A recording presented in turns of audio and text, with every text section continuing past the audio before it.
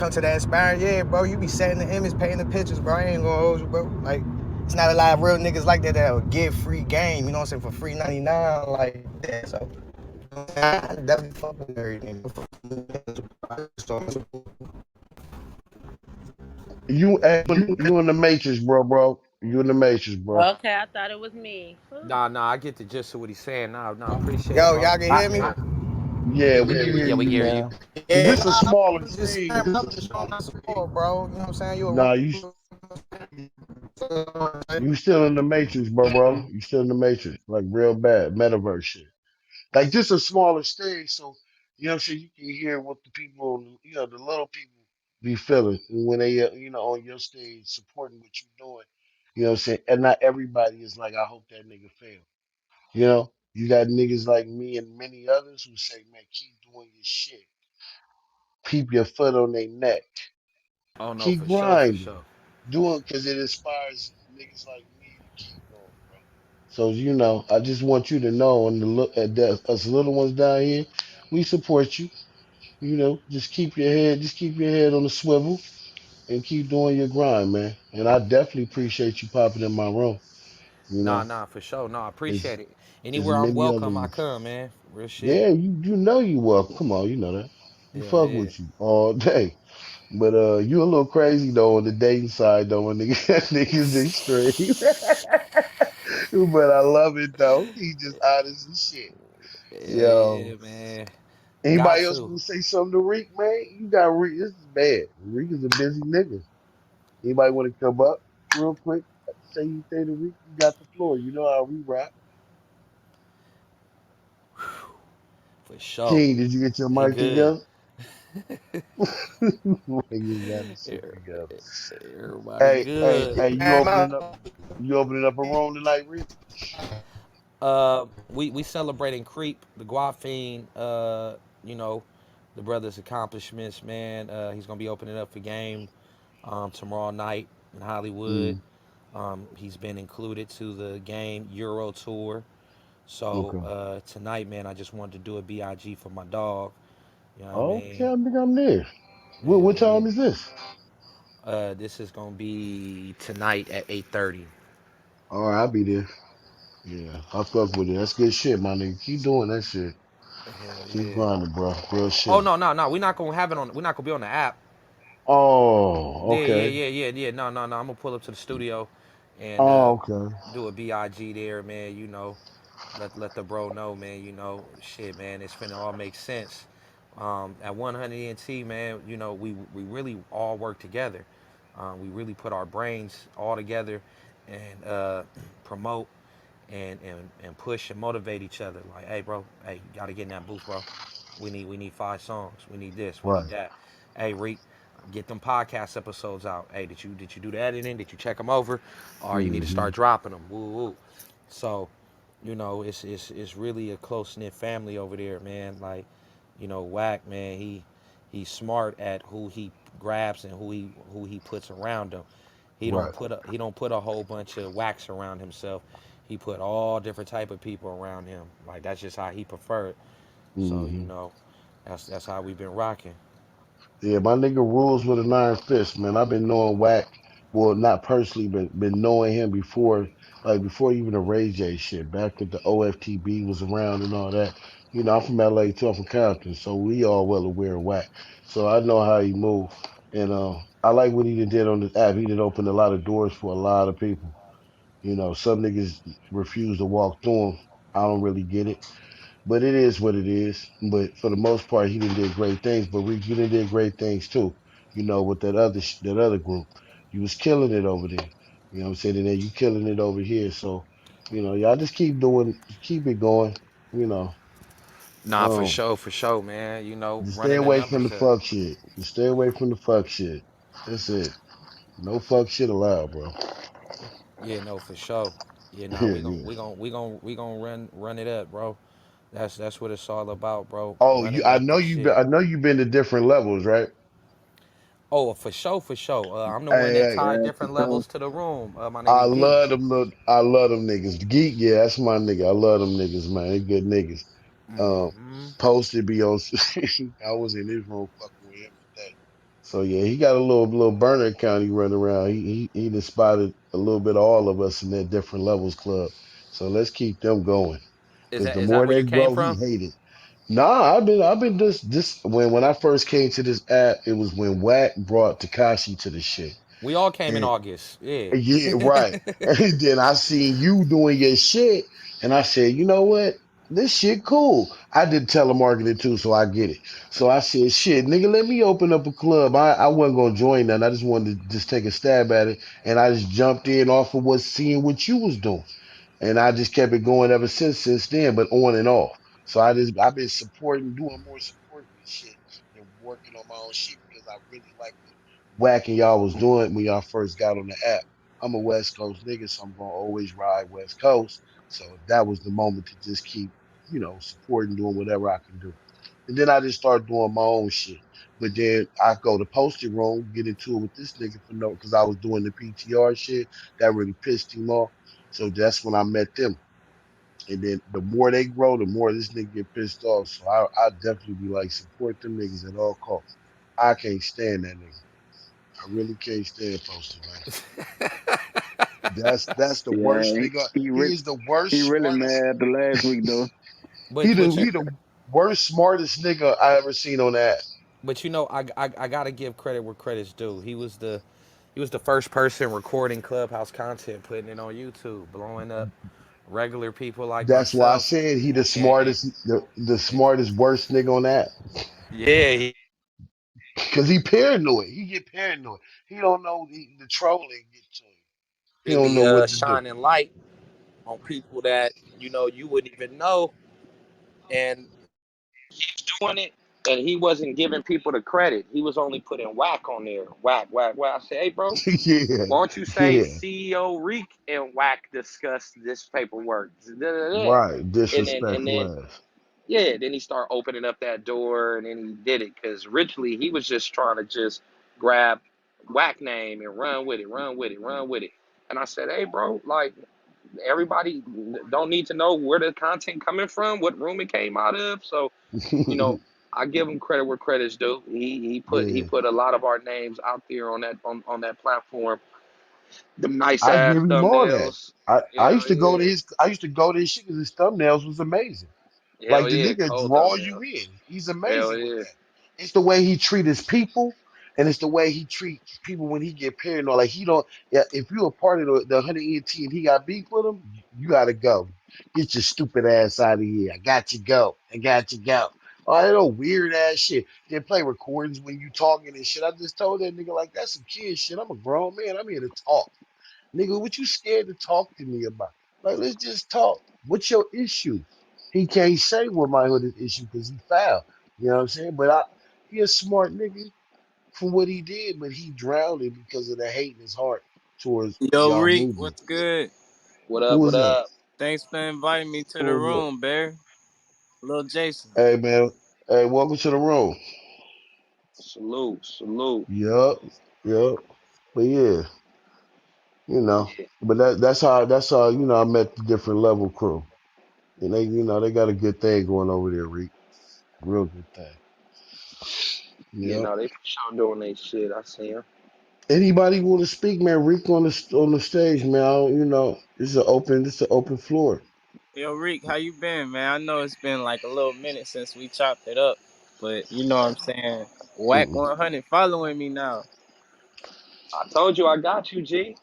Yeah, man, he real for real. That's crazy. So he just told me to keep dropping content and shit. On God, that's all you can do, bro. Keep dropping content, stay busy, give people a wide range of music to be able to check out. And Yeah. then when you make that one song that everybody resonate with, that we just gotta have, that's when motherfucker gonna come swoop your ass up. Like, hey, bro, I need this, and yeah, you know what I mean. I'm willing to do this. This is what we can offer. So For yeah, sure. just stay at it, little bro. Yes, sir. Been- Yeah, Hey Rick, I got a question. This King, I got my mic working. I'm a up and coming artist from Maryland. I was wondering, do y'all do like in y'all rooms like anything for like say like a showcase or where we could send our music and you could play it and it get judged or something just to help get the exposure out? Oh shit! If you got some fire music, send it to my Instagram. I'll take a listen to it. And if you got some hard shit, bro, shit, I'm looking for artists right now. All right, that's a bet. Yeah, I'm new to the clubhouse, so I'm gonna go ahead and follow you on the gram. I'm gonna have my man's hit you up. He been trying to manage me and everything. He new to it too, but you know what I'm saying. I'm showing him the ropes with everything. But I'm gonna definitely hit you up and try to get that to you ASAP. Oh, for sure, for sure. Yeah, let me know, G. I'm always All looking right, for bet. new artists on me. Yeah, man. Appreciate it. So Hell yeah. how's that A&R thing going? A&R shit is going good, man. I just need to find me a Justin Timberlake. I need to find me a weekend. Yeah. Maybe a NBA young boy, and I'll be straight. What you looking? Are you looking on the home team or you traveling trying to find this? What you doing? I'm looking wherever people send me the music. All I need is one hit. I'll throw a nigga a single deal and see what it do. You feel me? Yeah, yeah. Shit, you need Yeah. to be hosting a couple of rooms looking on here for Well, that. see, Anybody in? I've done that, and I just get overloaded with a whole bunch of shit, and then I really don't got the patience if the shit is bullshit, and I don't Yeah, want to just crush a motherfucker's dreams and just be like, nah, I ain't fucking with that. Turn that, cut that one off. you Like might that's need to get you a embarrassing. little help, man. Hell Get yeah. you a couple of set of ears, a little help, so you can do it. You can multitask with it. But Nah, for sure. I mean, I know you gonna get it. Shit, you got all the Hell yeah. access in the world. Hell yeah. I'm Is that trying to my put mic? this. Is it? Nah, that's me. I'm right here by this damn fan. Okay, all right. Oh yeah. Where Whack at? In the studio? Oh shit, I don't know. You probably moving around right now. Okay. Hell yeah, I'm over here making these PTRs and shit. And you got some new ones for what? For the release? For the music? What you doing a new PTR for? Oh, nah, the PTR is for clubs. You know, I make club logos and PTRs for clubs still. Got you. I see you out here getting it. That nigga Hell getting lit. yeah. I'm gonna get Shit, there. I ain't lazy. Fuck that. I see you. Yeah, I see you. I'm with it. Do anybody have anything else they want to say before I close out? Anybody? Sid, what up, Sid? What up, Kev? What's Hey, what's happening? going on, Man, Vincent? What's going on, man, the Queenie? myth, chilling, my nigga, the myth, the legend, CEO Reek is on the stage. Anybody got Okay, something they want to say to Reek? okay, Ask Reek. Because I know yeah, y'all niggas been having questions and shit. He ain't got all right. day. Listen, you got something to ask, my man? Okay, it's all good. It's nice meeting you, brother. I see you doing your thing, man. Keep it up, man. Oh yeah, Keep it up. salute, Go salute. get that success. I used to dibble and dabble in the music and stuff. Now I'm in other industries, man, in other industries. But man, listen, man, keep doing it, man. When I was doing it, man, it was the generation of the 360s, man, and the shit. I couldn't do that. Nah, hell Coming nah. up. But yeah, man. But keep on doing your thing, brother, man. You doing good, man. I'm checking you out. I heard a lot about you, man. Keep doing your thing. Appreciate it, G. Appreciate it. Sure. Much love. Said, what's up, Said? Yo, what's happening? What's Man, happening? you got anything you want to ask my nigga Reek? Anything. He on the stage. Nah, man, I really just want to, what I'm saying, salute, bro. I be paying attention, you know what I'm saying? I be picking up the jewels and, I be paying attention. So I just want to salute, bro, on doing the thing. Many blessings. Keep that shit going, bro. Stay. Appreciate it, Brody. Appreciate it. Damn, he ain't even in pack out mode. Ain't nobody got nothing crazy to say to CEO Reek. Okay. I guess Hey, everybody love you over here, Reek. hey, Well, yo, Rick. that's good, man. What up? What up? Everybody His love you head's over on the here. other side of the track. Yeah, yeah. Nah, we got Hey, yo, love. Rick. You trying to put together a little R&B song or something? Or get some studio time in when you're free. Yeah, no, for sure, man. I'm always looking for talent, man. R&B, all of that, bro. I mean, I sing, but I don't. You know what I'm saying? I ain't been putting no real like songs out because you got to be careful when you not on yet. You feel me? And you coming up with your music. It's a dangerous game, you know what I'm saying? So I don't want to drop nothing precious. And if I drop a singing song, you know what I'm saying, I'm gonna feel like that's a newborn baby. You feel me? That's Yeah, hell yeah, but you know, you gotta put content out. You don't want to just wait till you like, all right, boom, all right, I'm finna do it big. Let me do this. You gotta start now. yeah. I Now mean, is the time to start putting it out, bro. I dropped a couple reels and I got Neo trying to work with me, but I mean, like, Bro, it's not. anything is better than nothing. That's what Yeah, I've learned with listening to some of these meetings and artists coming in, having all the talent in the world, bro. And you know, the people at the label will look at them and say, "Man, you got it, man." But yeah, why not nothing from 2019 till now? You know what I yeah, mean? Like, and they really would want to push the button on it and get the shit going, but it's a liability issue at that point because this brother's not showing that he's consistent. Brother might get that big check, give us a couple songs, and then shit, duck off and never to be seen. Just like shit, I'm good. I ran it up 1 million. I'm good now. We not in it just for you to get 1 million and say, all right, man, I'm good now. I can now go do this, that, and the third. Shit, we in it to, you know what I mean? Hopefully turn you into a star. oh yeah, You yeah, know? yes, Hell yeah. So if music is something that you good at and that's your talent, that's your calling, man, start putting something out, bro. Literally, like it don't gotta have no famous person on there. Just the work ethic of seeing that you want it just as bad as we want you to succeed is everything. If you don't got no rapport, then it's hard for us just to assume that this is the right dude for the situation. You know what I mean? Brother may, be lazy. Brother may have all the talent in the world, but may got issues going on at home with his woman. We need to know when we, sign you up and we put you in that position that, you're gonna be the next Trey Songz, the next Chris Brown, Mario. You know what I mean? We need to know that not only is that our aspirations for you, but them are also your aspirations for your goddamn self. You know what I'm talking about?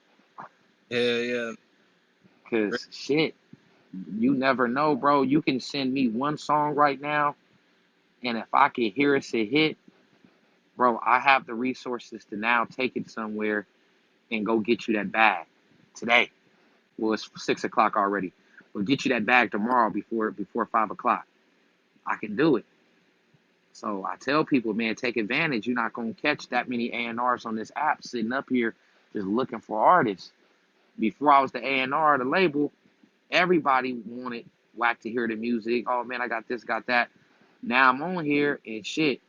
I don't know. Motherfuckers maybe got writer's block or something, but I'm here. Hey, So can you follow me back, please, sir? no, yeah, yeah, no. You ain't gotta say please. Who is that? Jason? Yeah, That I wasn't like me, but yeah, that'd be cool. I was like, that nigga don't follow nobody. Nigga say, yo, Reek don't follow nobody. Nigga, I follow you, Vincent. Oh, we follow each other now? Yeah. Oh, okay, okay. All right, my Yeah, I nigga. was gonna ask, could you follow me back so we can My stay in nigga. touch, man? This King. take my King. follow back. Wait a minute. All right. Yeah, yeah. So yeah, I follow Jason. I follow Vincent. Where King at? King. All right, boom. I just followed you. Yeah, man. Just Appreciate that. let me know, man, when you got that hit, bro. When you play it to your people and you take it around and everyone is like, damn, that's it. Like, oh yeah, I could hear that on the radio. Everybody fucking with it genuinely, not just because they a part of your squad, but you get real good reviews off of it. That's the one to hit me with. Is cover art That's a bet. okay That's too? a Like, bet. Oh yeah, cover art, yeah. Oh yeah, I no, do cover art. I'm saying like, you know how artists be like coming up and they'll do a Drake song, but they'll sing it. You know what I'm saying? In the studio with the little video shoot and everything. Well, see that You talking that about a just cover song? Yeah, I mean, Okay. um, So nah, that just lets us know that you know how to sing. for Mm. sure. It's a lot of people that know how to sing, Brody. We wanna hear your creativity and see what you know how to put together. So if you're not Oh, no songwriter, then get with a writer. Um, but finding someone that can sing someone else's song, that's easy. But I finding just would have someone thought who can people. create their own shit is the next part. I I mean, thought your shit would have been flooded with songs I by made now. my own song. It's on my Instagram. I made the beat and wrote the lyrics to it, but I took out a part just so I can get everybody's grasp of the beat I made. So it's Oh like, no, and a lot of people do send me music. A lot of people do send me music, but Oh shit, I'm tripping. they just not sending that shit. They'll yeah, send me three, four songs. I listen to them and I don't feel nothing to it. mm-hmm, And I have a ear for music. You could put on a pop song for me. You could put on some Harry Styles. I could hear why motherfuckers would go fill up the damn arena to go hear this shit. Even if it ain't my taste of music, that's the thing. It don't even got to be your taste of music. Just having an ear for music. If I would have heard that song by Adele, you know that fat white lady, "Hello, can you hear me?" You know that song I'm talking about? Fat mm-hmm, white lady, yeah. I would have heard that and knew it was gonna be a hit. And that ain't even my type of music. But I know what I've heard in movies. I know what I've heard in going in stores. You know what I mean, with women, hearing, you know what I mean, motherfucking up in the Wet Seal and Forever 21. So I know what type of music I be hearing in movies, on soundtracks and shit, and on TV shows. So I know what people fuck with, you know, yes, sir.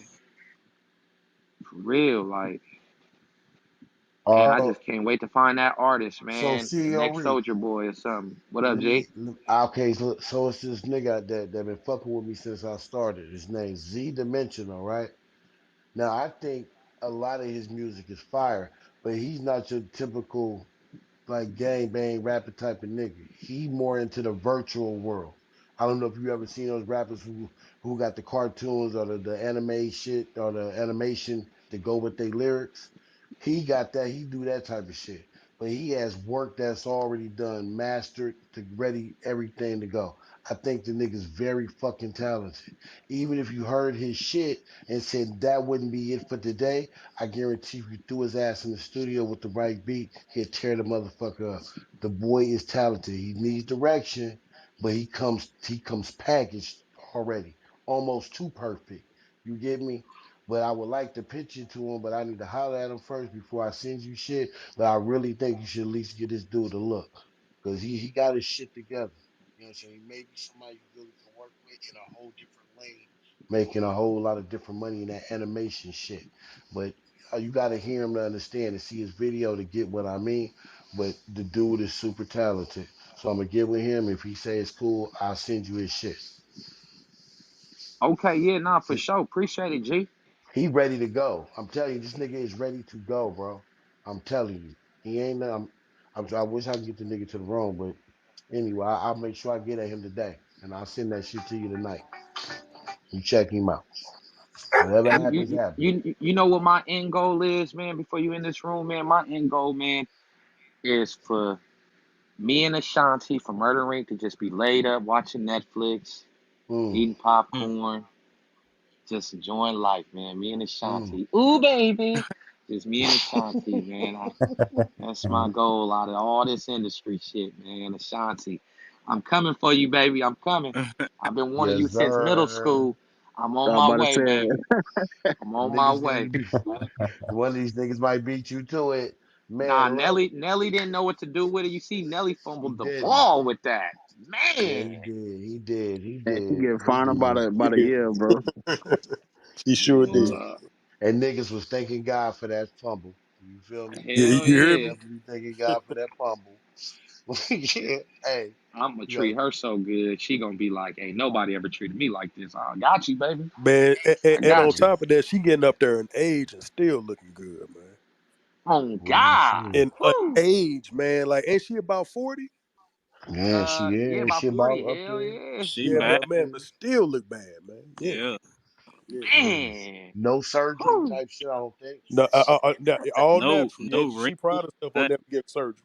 Yo, Yeah. yeah, like 40. Oh, my wife started laughing. She said that nigga said 40 like that's old and shit. That is kind of old. That's kind of old to these niggas though. But yeah, she looked good though. No plastic surgeries and shit, right? Now she don't have the. I don't believe she doesn't look like it. She No, I doesn't don't look think like it, but so. I know she's fit though. No, she ain't No, had no, no she all plastic natural, young surgeries. I've boy. been watching her forever. No plastic surgeries on my woman, man. I think she did get her butt done. See, I ain't gonna lie to you, bro. You might No, want that to nah. Let's you not might put want to that on go look Ashanti. that up. You might Nah, want to go nah, look nah. that up.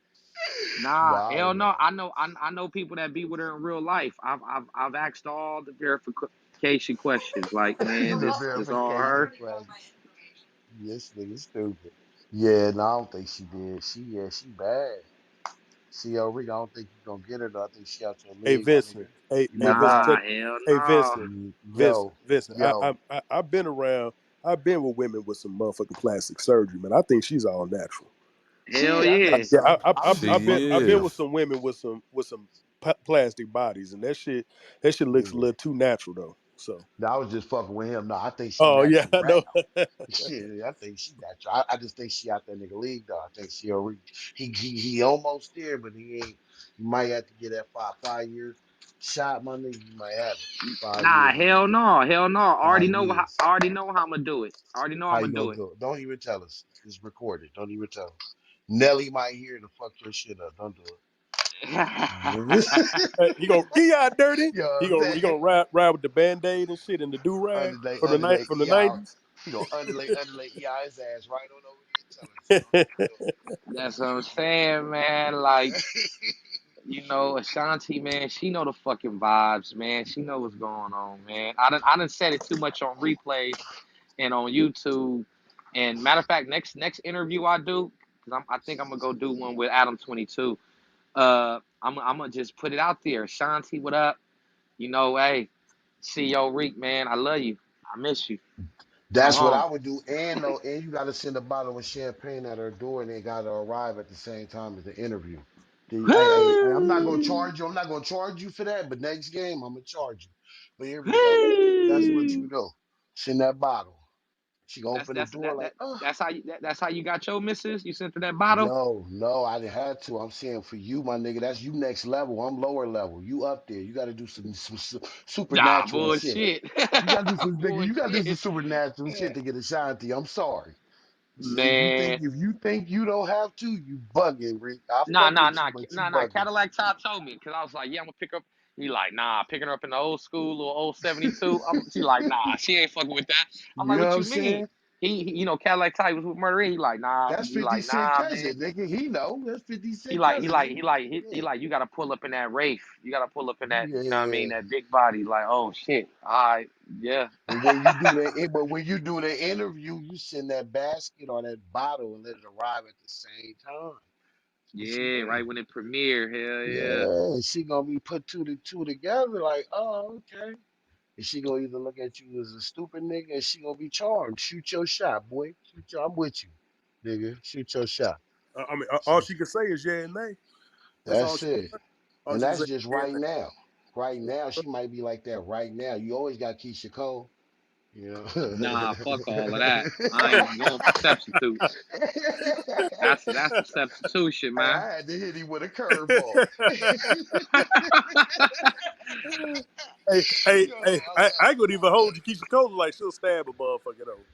Man, it's real Like she like to motherfucker. throw Man, some hot grits. Shit, you Like she think throw she some hot will? grits on your ass, She huh? with yeah, the she shit. she She she give with me the the butch shit. vibes. She give me the butch vibes for She sure. with the shit for real.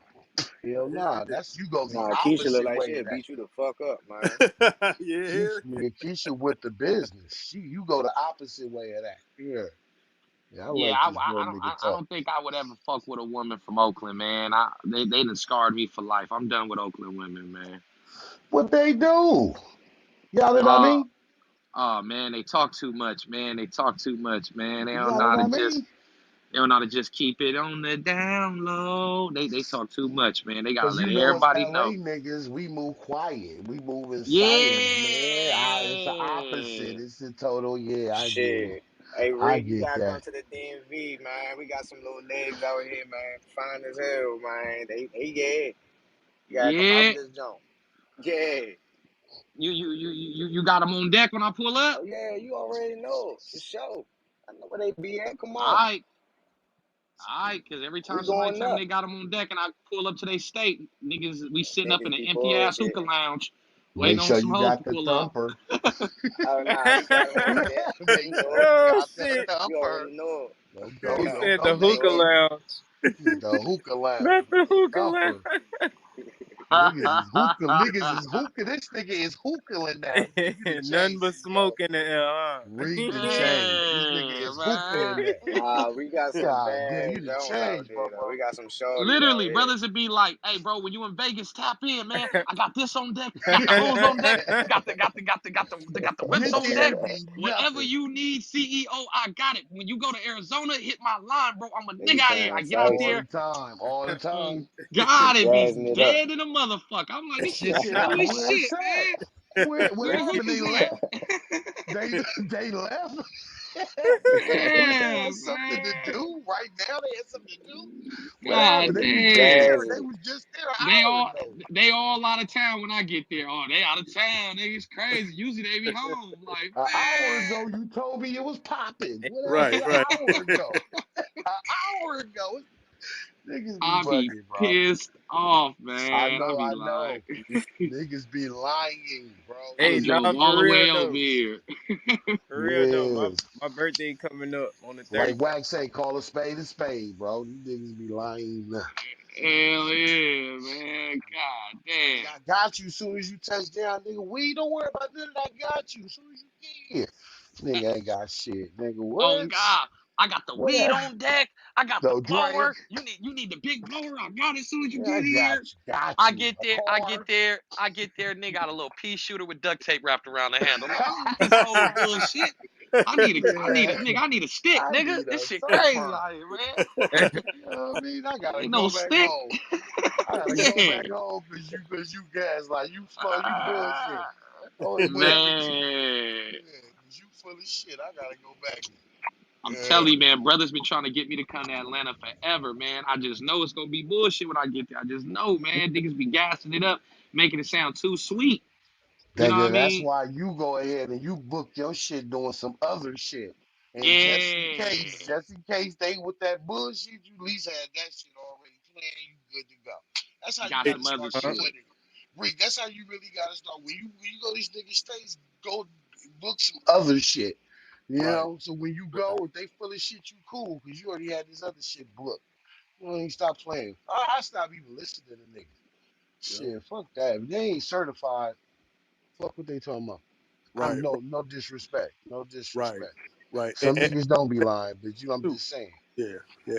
That's what it is too, man. Just to just get with the guys who's really about that shit in their city, man. Yeah, man, you got If you got to. guys about that in their city, man, they can really tell you and take you to places where you want to be and where you want to go. And I'm gonna tell you, man, when I go to Atlanta, man, I'm buying a crib up in Atlanta. I got a crib in Florida, and I'm buying a crib up in Atlanta. And I'm when I go to Atlanta, man, shit, man. I mean, I get on some like dolo missions, man. Some straight like, Yeah, I'm with I you mean, there. and I be falling into some shit on some straight dolo, just be falling straight into shit, man. I be like, If a damn. nigga tell you, if you say what nigga what you got going on out there, nigga say look at my Instagram, you automatically know not to. That's a disqualifier. Yeah, Right. Nigga, I don't want to Exactly. look at your motherfucking Instagram. What's your Instagram gonna do? You know what I'm saying? What the Your fuck? Instagram can be Nigga, what you the can put fuck that anything on shit your gonna do for Instagram. me? Show me some shit, some perpetrating that shit you picking, please. Nigga, that's an automatic disqualifier. Nigga say that, you know, nah, I ain't fucking Yeah, with you, bro. Get yeah. out of here. You can put CEO anything Reek know better. on He Instagram. know Yeah. better.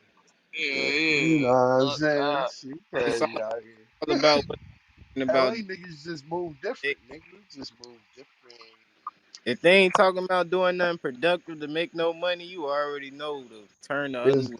the turn the other way. Niggas ain't talking about building and making paper, doing Right. no productive shit. What the fuck is we talking about? You No, know? We get sucked into the bullshit sometimes. That's all. You just gotta be Uh, smarter than that. You know what I'm saying? and we can be. Oh, Just I am. Yeah, I people, am. just not a lot of people. I guess not a lot of people believe in hard work ethic, and integrity, and honesty, and loyalty, and all that shit. Boy, you know the truth is, nigga, you can't save everybody. And at the end of the day, self-preservation do kick in. So I mean, you save the ones who want to be saved, pray for the ones who don't. You know, teach the ones who want to learn, and keep. You gotta keep go doing what's best for you. Fuck the bullshit. Reek, is Reek still in here? Yeah, Yeah, hell yeah. fuck all the hate shit, all the shit they just tell you to do this and do that, Rick. You do what the fuck you know is best for you and your fucking family. I don't give a fuck who it is. Do what's best for you and your family, my nigga. All that extra shit is just noise. The hate shit, he this, he that. You already know that you deal with Yeah, it, right? You deal with Yeah, it in hell yeah. grace, but it get to you sometime. I get it, 'cause that's a lot of shit. But just say focus on the goal, my nigga. You gonna be okay. You're gonna be way bigger than this shit right here. You already know that. Just hey, don't let no fuck nigga trick you out your shit. What you don't do. hey Cause I'll Vincent. be there. I'm on my way. Yeah, what's up? That remind me of what Rick Ross was saying in the interview. He was like, "If you believe you're going to make it and you want to make it, don't listen to nobody. Facts. That's why I say I'm on my way. Yeah, I'm on You my way. gotta. If you know you finna be something with what you got going on, keep that shit pushing, my dude." Straight no chaser is what it is, nigga. This is what we do. We have conversations like this. We don't, all that extra shit respectfully, we respect it, but that's not how we do. We just want to talk like regular people. Yeah, regular conversation. That's it for me. And if the club, boosts because of that, great. If it don't, it don't. But we not switching that shit up. We just keep a regular conversation. That's why I'm so happy my nigga came in here and conversated with us like regular people. He ain't coming here on no stardom ass shit or nothing. He came in as a regular nigga, and I respect him for that. So I appreciate it. But yeah, when you move to what you're doing, just stay true to who you are. Don't switch up for nobody. Straight rotation. I feel like Honor I'm you that. far. I feel like I'm getting far right now with what I'm doing and people I'm talking to. Like Reek, shout out to you. Shout out to everybody in the room showing concern and affiliation. Everybody in the audience, glad y'all didn't quit. Y'all wouldn't be here today. You feel me? Quitters don't still be socially active. They don't be interactive with nobody because they quit. You know what I'm saying? So with that said, y'all some growing kings and queens. If y'all not already that in y'all selves, if that ain't how y'all feel like everybody blessed.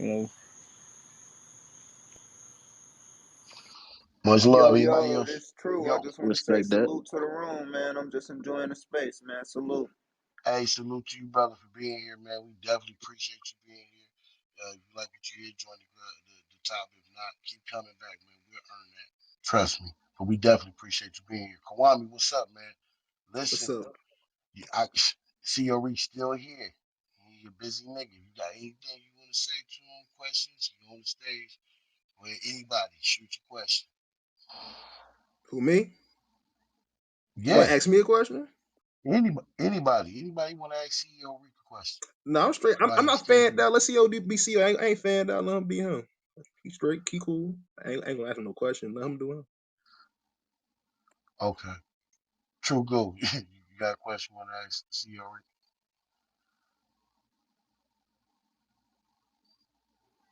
Nah, Who is bro. I this? ain't got nothing to ask, bro. I'm just up in here chilling, man, listening, enjoying the vibe. That's all.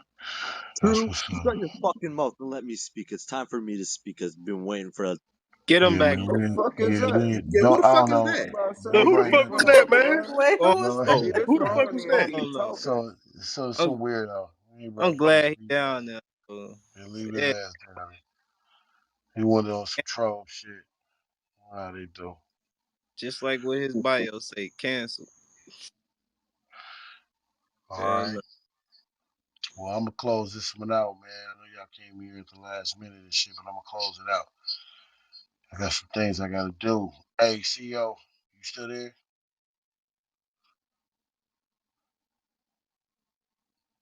All right, he's not there. But I Hey, for appreciate him being here. all y'all new people that join the room, tap the greenhouse or hit the straight no chase at the top and join the club. Man, we appreciate you. We really appreciate you. I mean, if anybody got anything else they want to say, I keep it rocking. Y'all want to keep rocking, y'all can. I just got something to do. Y'all want to keep rocking? I mean, if Reek can try to if I pay for my ticket out there to Cali, if he can try to put something together where we can like get a little session going. If he can, I don't know if he still do that. You know, I know he say he looking for artists. I'll probably put a little song together, see if he like it. If not, I'll pay for it, and that'll Mm. be, I guess, you know. We just, send it to his gram, he said, and he gonna check you out. But y'all probably get together and do some shit, especially if you like it. Where has the conversation gone? I just stepped out for a second, came back, and it's quiet up in this joint. Yeah, Oh, Yes, I was brother gonna go Russ, cook. Russ, what's up, what man? happened? Man, What's up? I told him I was gonna go cook his shit, but I was gonna leave the room open. So, what I'm saying, niggas can still rock. We Yeah. then, niggas got quiet. I don't know what Man, y'all in here quiet, man. Y'all scared, man. Y'all scared like some bitches. Y'all scared. Oh, I Damn. mean, I'm the only one kind of damn. scared. you make listen. You Damn. make niggas mad. They start talking. No, nigga, we was Tell in him, here Russ. chilling. Hey Tell Russ, him, Russ. We had a great little time, a great little conversation. hey Let's go. Russ. What's up? I'm the only one that had the balls to speak. Yeah, okay. Nah, I think all of them smoke. A little bit of everybody. Nah, I ain't gonna say everybody, but a few people in And there check smoke. this out, little brother. What's your name? Jason? You from I'm Chicago? just joking. You ain't get my name right, bro. Okay, okay, it's all good. Well, I apologize, little brother. I mean, but let me tell you something. You know what I'm saying? With that tenacity, man, you're gonna go far, man. Because you coming out here, you selling yourself, you presented yourself, you're gonna go far, little brother. So straight up. Yeah, I that's mean, you real in shit. Chicago, you know a dude named Funk Man in Chicago? Nah. Funk Man or Bruce Man. I'll link you up with some of my people in Chicago, man. They also do that shit too, man. Oh, So that's yeah, What is going that on? What did I miss? What do you do, man? yeah. No, me. no, no, like no, it's little young brother was selling himself, man. Shit, as a businessman, that's what you're supposed to do. You're supposed to put yourself out there, so that's good. Maybe I missed something. Selling yourself to who? No, he was talking about his It's music. on some music stuff, man. Oh, music. Okay. See that you gotta put that in there. I wasn't in here for a second. You Oh, know what I'm saying? Like, brother, CEO Reek, what you doing out there, CEO Reek brother? in the room. Yeah, Ah, he That's just just giving selling your them body, game, brother. What's happening? something we supposed to do, pass on game to each other. Hey, yeah. young brother, we some OGs, man. So we always be ranking on each other all the time, man. So that's what we What's do. good, Russ? For Yeah. sure. Man, That's how that's you what's keep up. So you Yeah. strong, though. so you do music, Jason? Is that's how you say your name? Yes, sir. Okay. So you what you sing? What you do? I do a little bit of both. Okay, that's what's up. Yes, sir. I felt like I was out of the loop, man. That's all. I was just trying to get caught up. Yeah, it's all good. What's going on with you, Russ? Man, just out here walking my dog, man. You know how that go. Oh yeah. Oh yeah. Yeah, man. Yeah, you make sure you got it on you, man. Walk out there in LA, man. That's robbing season right now. I mean, I just say I gotta, brother. I mean, they gonna have to kill the dog first, and I got a pit, so that's how that go. I Right, I wish, got you. I wish you well. Right, you hear me? It's Yo, all she may look friendly. You walk over here, boy. And there's another one. I right. may be like, oops, and let go of this leash, and it's on and popping. It's all good. It's all good. You Good, know, Russ. what's crazy is like people that like will walk up to you and just, yeah, is he okay? Can I pet him? Nah, Hell maybe you no. shouldn't do Right. that. Well, black folks don't do that, but hey, wow, can I pet her? Nah, All maybe, right. nah.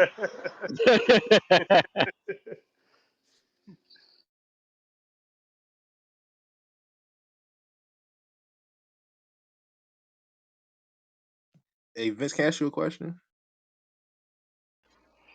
You talking to me? Yeah. Yeah, what's up?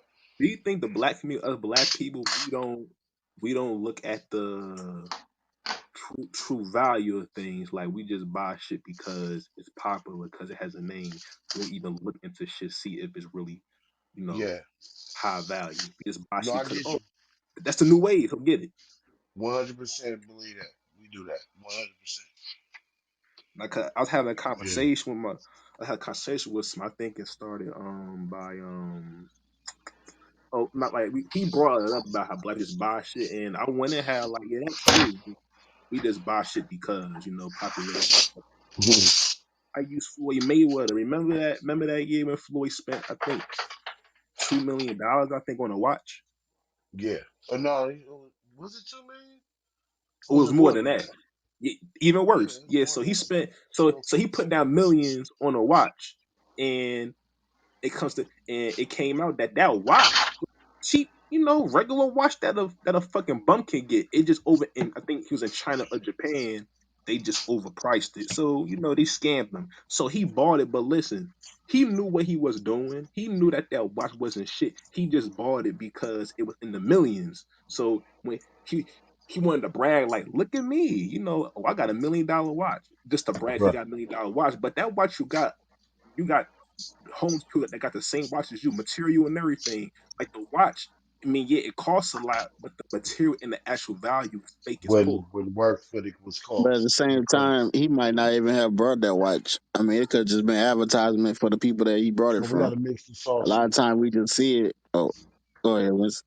Oh my bad. That too. Now, can I'm listen, because I talking to my thought wife. about it also because I remember what Jay Z said on Neck and Wrist when he said y'all spend real money on fake watches shockingly. He overall saying that we just buy just to buy shit. Like look at Kanye for example. That Yeezy brand with the clothes. Let's be honest. Let's be real. If you take Kanye away, right, from them clothes, take his brand, his name away, and just get the clothes like a regular off-brand clothes, nobody will buy it because it's fucking ugly like a fucking bum. But because it's Kanye and he's pushing it, he has a name, they're gonna buy it because it's him. But the actual value of the clothes is shit, is fake. Yeah, but that's That's the whole like really value of anything, marketing, though. though. You know, the value of They anything are is the they name are. that's attached to it. You see what I'm saying? White folks been doing that for Yeah, Yeah. years. We just not Uh-huh. listen. We ain't even caught up Uh-huh. to that. Yo, it's pens, an ink pen that's like $15,000, $16,000. Who you know yeah, in any song of it? You know what I'm saying? We so far behind. We just getting on watches. Man, white people been doing that shit for years. Yeah, You know, one of them mm-hmm. old And ladies with also them little pins stuck in their shirt. That pin be like, 30 grand. Like, goddamn. You And know what I'm also, saying? yeah, I'm gonna put this in there with the entendre. When he said shockingly, that was an entendre. He was talking about the G Shock watch. How G Shock is a brand, like it's a big brand, but the actual material and the value is fake made out of plastic. The fucking value is shit and pole. Like us black people, like black people. And one thing I got a problem with black people is when we make money, when we get money, we give it right back to the white man. Like we would spend thousands of dollars on Gucci, Louis Vuitton, like white people brand stuff. But a black person would sell a shirt for $50. Come on, ayo, brother, bring that price. That's too much, nigga. You just spent $1,000 on a Gucci shirt, but you can't spend $50 on a black, own shirt. What's wrong with you? That's why we never going nowhere. Yeah, that's unfortunate, but yeah. Yeah, like the shirt I got on in my PTR, it say you gotta think to survive, and they got a tree on the back. It's some shit I'm coming out with. You know what I'm saying? My little shirt merch. But Hmm. I ain't really. And black people are so stuck that when I say black people, I'm talking about the ignorant ones, not everybody. But it's like we know the history, but we know the history, about these companies. Like they got racist history, they got fucked up history, and we still support them. Is that Larry Hoover on your Yeah, PTR? that's Yeah, true. yeah. It's a new, here's a picture. Yeah. yeah. But I mean, again, it goes back to the marketing value. So if we like I always start that black people need to create stuff and market it to white folks. We should market our stuff in the suburban areas, just like they bombard us with those commercials on their materialistic things. We should do the same to them, and they way we start getting their market share of them spending money with us. Start to commercialize to their youth and things like that. Making it popular. Hmm. you And the know what I same with think? our Yeah. athletes and everything else, we got to get them on board and pay them to market our stuff so they can start seeing our stuff in the main light. Yeah, and I say Facts on this. facts. I believe I really believe it. I think to me, yeah, everyday typical black person, they're scared of the white man. They think the white man's higher than them, so they're gonna go with everything they do. They're not gonna side with their people. Well, They believe the white man's greater than them. true that, but then also with unity amongst ourselves ain't got nothing to do with the white man. We never had So unity. having unity amongst us, yeah, I know. So with that being said, I mean we can blame the white man for everything except that us coming together and us being one of the people, we don't do that.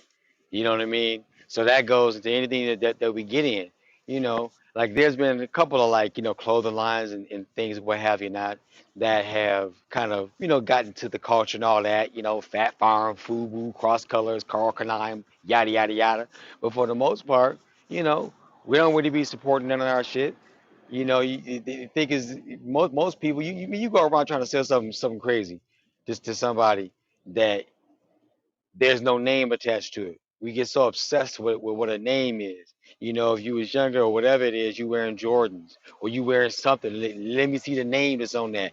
Oh, okay, he wearing yada yada or whatever it is.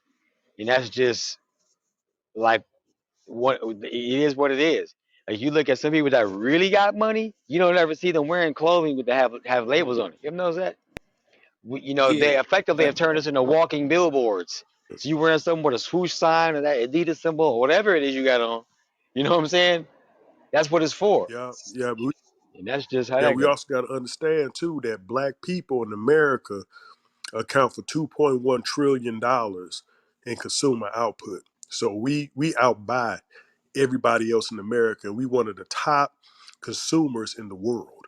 I think we're like number three in the world, just black people in America. So imagine having that money and that financial capability to put back into your community. You know what I'm saying? To only buy black. You know what I'm saying? Imagine just how powerful we would be and can be. And we've been there before. Look at Black Wall Streets. Look at, every major U.S. city actually had a thriving black business district. We had thriving black towns. And I think that what happened is that white supremacy has really um, did all that they can to dilute our political and economic power. And that's why we are today. Now we buying things instead of investing. I mean, and Russ is right. OG Russ is right, man. You got these white folks because I'm around white folks like that. Russ is around white folks like that, and I'm in the business world. But Vincent's in the business world as well. Man, you be around some of these folks in the business world, you can't even tell if they rich or not, and they have more money than everybody in the room.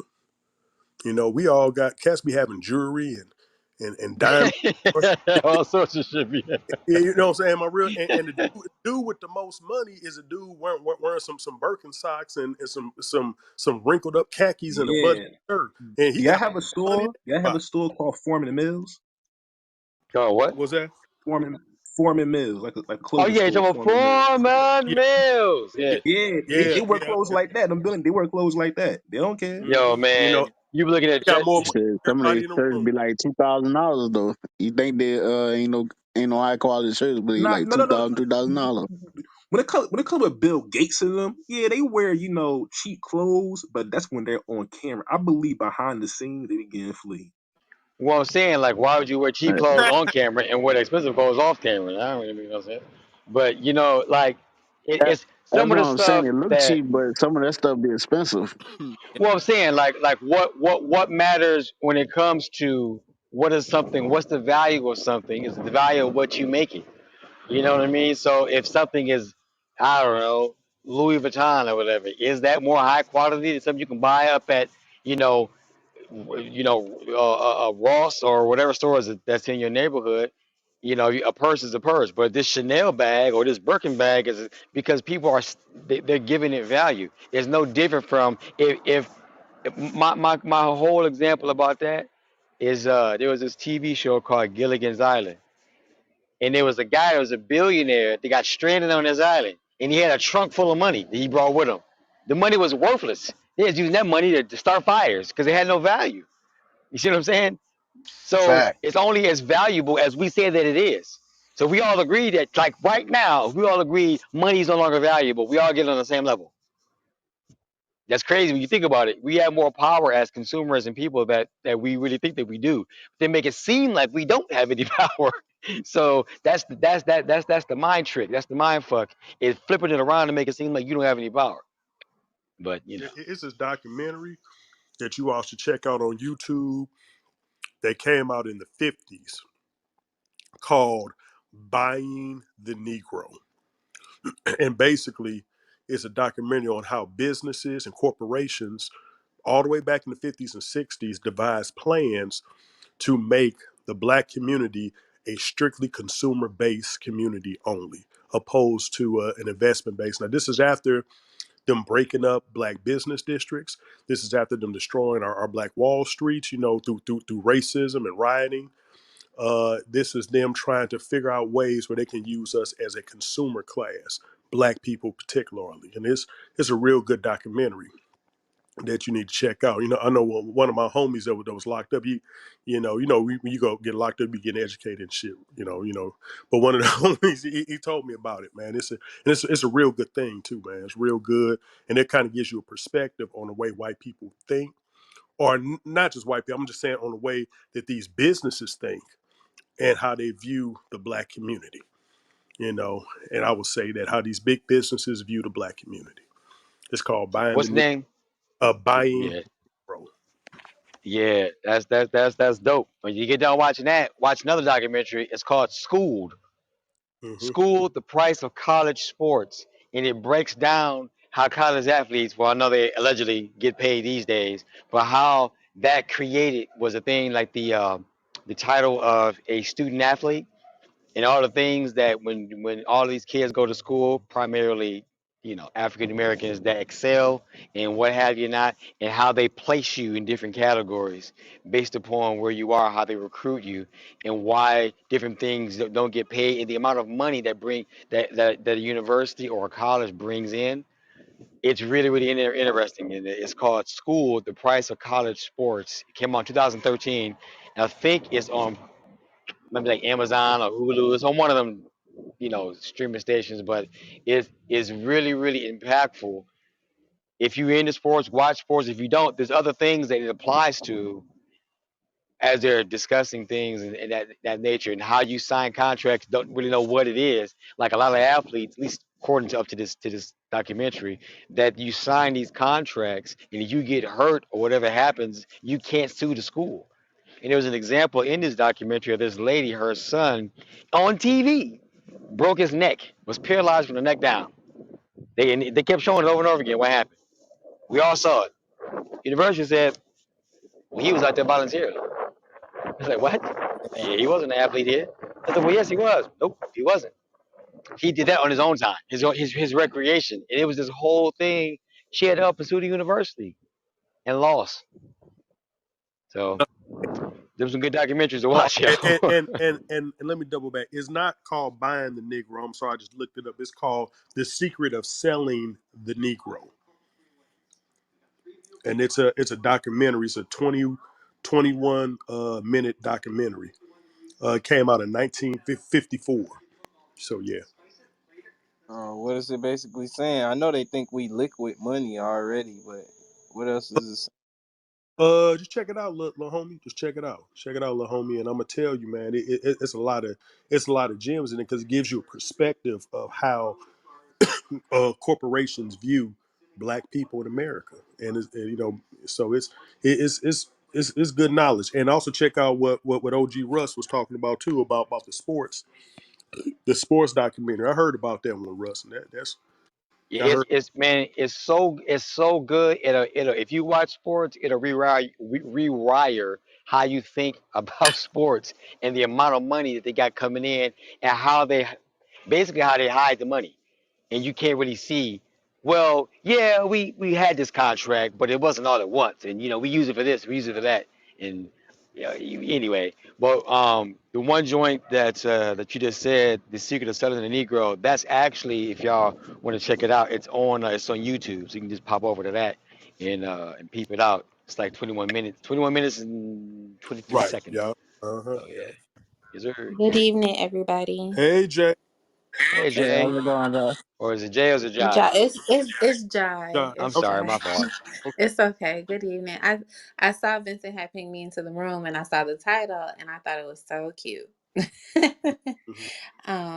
And I'm being sarcastic when I say cute because it varies. I feel like, if you guys don't mind if I chime in on the title real quick. Please do. Um, so like I said, it varies because perfect scenario. I'm gonna give y'all this little quick story, and y'all can understand. I am who I am. And I had a friend. You guys can clearly see my PCR. That's me. And I had a friend who owned a business. I befriended her. I saw her in the mall, and I wanted to support her. And I was like, "Oh my gosh, this is great!" She had the first black boutique in this mall, and we live in a predominantly white area.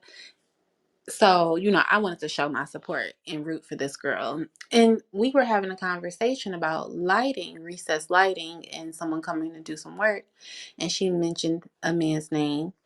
And I'm just going to call him Jay Lee.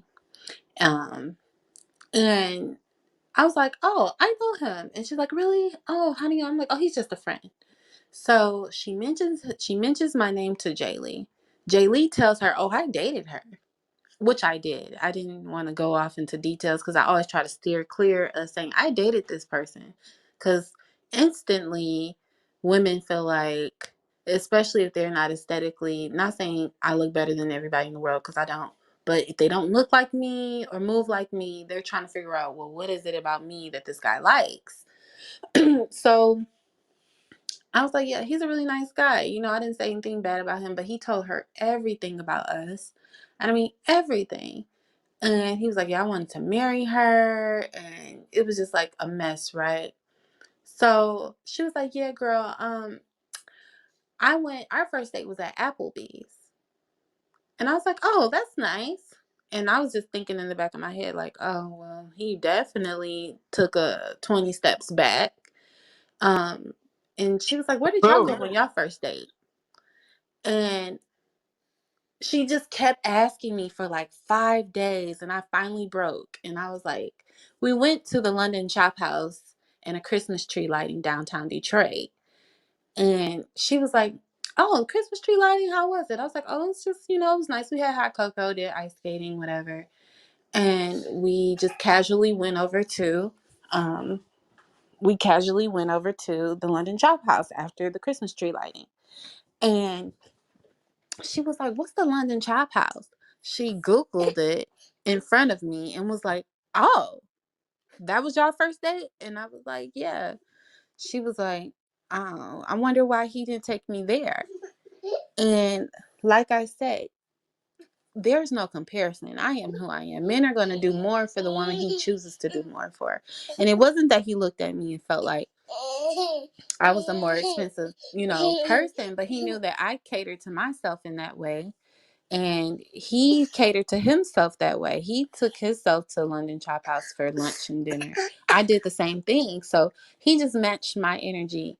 Whereas she eats at like, franchises and things of that nature, like small little, Applebee's, Carrabba's, places like Red Lobster. She goes to those type of spots. So that's where he took her. And she's like, I can't get him to buy me this jacket. I can't get him to pay for this. I can't get him to do this. And I was just like, honey, let me tell you something. You have to put yourself in position to receive. Because if you're taking yourself to Red Lobsters and Chuck E. Cheese every damn weekend for pizza, he's going to treat you that way. A man only treats you a certain way based off of how you treat yourself. So if you're not going to 5-star restaurants, he's not going to take you to one. You don't even deserve to go to one. Why should your first experience at a 5-star restaurant be on the expense of a man?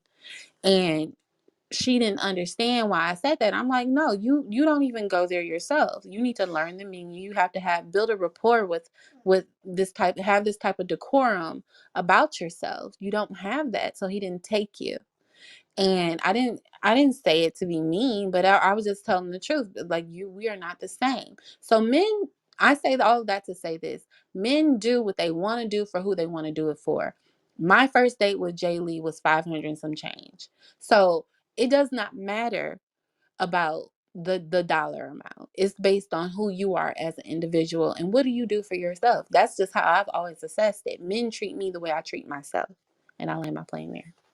Okay, so let me ask you this: how much did the man spend on the first date? I said it was like 500 and some change. It was almost No, no, I got that, but on that's why on that date, but on just an average first date, how much do you feel a man should spend on the first date? Or not a man, just anybody should it spend on the doesn't first date. matter. It So doesn't then, matter because I'm the type of woman where if we're meeting up at a bakery or if we're meeting up at the waterfront, it doesn't matter. There's no set amount there. If you got it, then it doesn't matter. There's no dollar amount in your head on what a first date is going to be. It's based on how you feel and want to feel about that person and want to create with that person. So, I mean, me and him, we used to do all types of different things, you know. So it wasn't just that expensive date. We did a lot of like nature trails because I live in a very I live on a preserve, so there are nature trails everywhere and things of that nature. So I'm just saying, like, the dollar amount doesn't matter. It's all about why the person wants you there. And, you know, if you can't afford a $200 date, you shouldn't be dating. If you can't afford $100 date, you shouldn't be dating. If you can't afford to go and have, you know, muffins and tea with a woman, if you can't get her macaroons or meet her at her favorite tea shop or coffee shop, then you shouldn't be dating. It's a lot of men. I've heard him. I've heard. I went on a date with a guy. Hold No, I just so recently. I on. recently went on a date with a wait, guy. hold on, man. They're going to finish. Go ahead. I just recently went on a date with a guy and he was like, I just want you to know I'm not working. And I'm like, so why are we here? And he was like, oh yeah, no, I'm just letting you know that I'm not working and you know I drive a nice car and I have a lot of this. I was like, are you asking me to pay for a date? Because I've never paid for a date, but I will. And this will probably be the last date because you asked me out. And he was like, no, it's not that, but you know, I'm just trying to be frugal. And I'm like, okay, look, you shouldn't be dating. You shouldn't be dating if you have to have a conversation about how broke you are with me. With that being said, you have a good day. I got up and left. Like, it's not, you know, but the dollar amount doesn't matter. But that was the first fucked up date I've ever had in my whole dating years, like ever. I was married for 7 years, so it's different. But in my dating years, I've never had a man tell me he didn't have any money. So, yeah, like it's different out there for everybody. But you can't ask me how much a person should bring to a date because no, I'm a woman and I'm telling you the truth. There are men who spend whatever they want to spend on women because it doesn't matter to them. There's no number that can equate to my company. You're either gonna pay me or pay for the date. And that's all I have to Oh, say. okay. I got that. Yo, Does Jason. anybody else want to chime in? Yeah, I was finna say some stuff, you know, like if the money is the most thing that the female is focused on during dating or like looking inside of a person and she ain't trying to make at least a quarter of that amount with the man, she don't deserve to get it spent on her. Cause she robbing. Oh my gosh. How does a person, if you're dating somebody, you're getting to know them, how the hell do you know if you want to sit here and invest $45,000 with them? I'm not going to go into my savings account and pull out 10 grand and give it I to a man that I don't know. invest. So, I didn't say invest. I said work. You how trust am I working? Why would I work with you? You shouldn't be dating if you can't afford to date. The end. You should you're not be okay dating. though. I got kids and all. I know a lot about Okay, and I have kids. out. It's What's not the about excuse? I'm a single mother. What's the it's not excuse? I about could money afford though. to date. It's not about money. It should never be about money. Oh, That's well, why that's what the motherfuckers conversation is. We're asking how much the date should be. It's not about money, but it is about money. Time is money, okay? And nobody is sitting up here. Yeah, there no, are some things that are for it free. say There how much did you do on the there first day? there are some things that are free, like love and everything, but on the expense of that, you're getting to know me, you have to pay for my Yeah, time. My husband, my boyfriend, that's different. You don't listen, always have to spend money. But guess what? When you're going to vet and court somebody, you have to have paper. That's just the way, that's the law, and that's it. There's you, and if there are free dates, but you're telling me you can't go get a bottle of water. I've done the picnic thing and everything. That doesn't matter. But you can't say that money doesn't matter. We're too grown to say that. People need to stop We saying that. if we Money can't does matter. person. First of all, Okay, I'm not marrying no brokey jokey, so if you it were is what it adult, you is. had your time to talk, shorty. I mean, like, damn, why I can't speak? Let me speak. That's probably what. Never mind. Anyway, though, like, you know what I'm saying. If you an adult, you feel me. The first thing, you already should have a good bank account. Y'all should already have enough self confidence to be on that same page automatically as an adult. Or what did you grow up for? A little kid can want money all the time and get impressed, but like adults, it's a whole mental state. You gotta vibe. The vibrations gotta meet. That money is not gonna control vibrations and happiness. That's gonna just control, okay, what else can I get out of him while I'm doing my thing? You know what I'm saying? Like shit happens on both sides.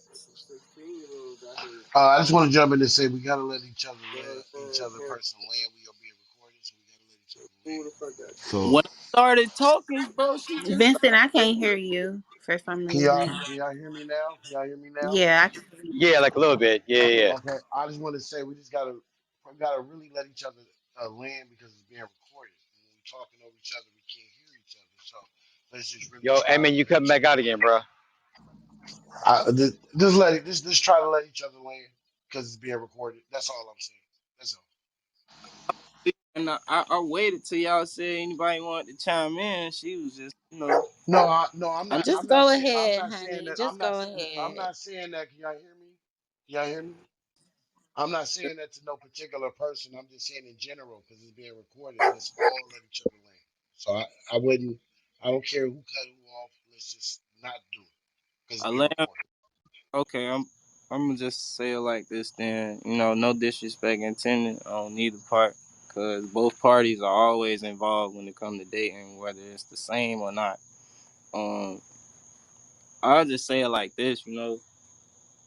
If let's say a girl met a rich ass dude and he was so charming, and know what I'm saying, like, and the girl was just flaunting with all his money and everything, shit was going smooth. No reason at all, shit still goes sour, and they still in the house looking at each other mad because they ain't even got nothing to argue about. Everything too good. They don't even know each other, but they know that money there. I done seen it happen. My daddy, you know what I'm saying? Like, he's still living straight right now on some Drake shit. Like, I seen my parents split up right after the wedding.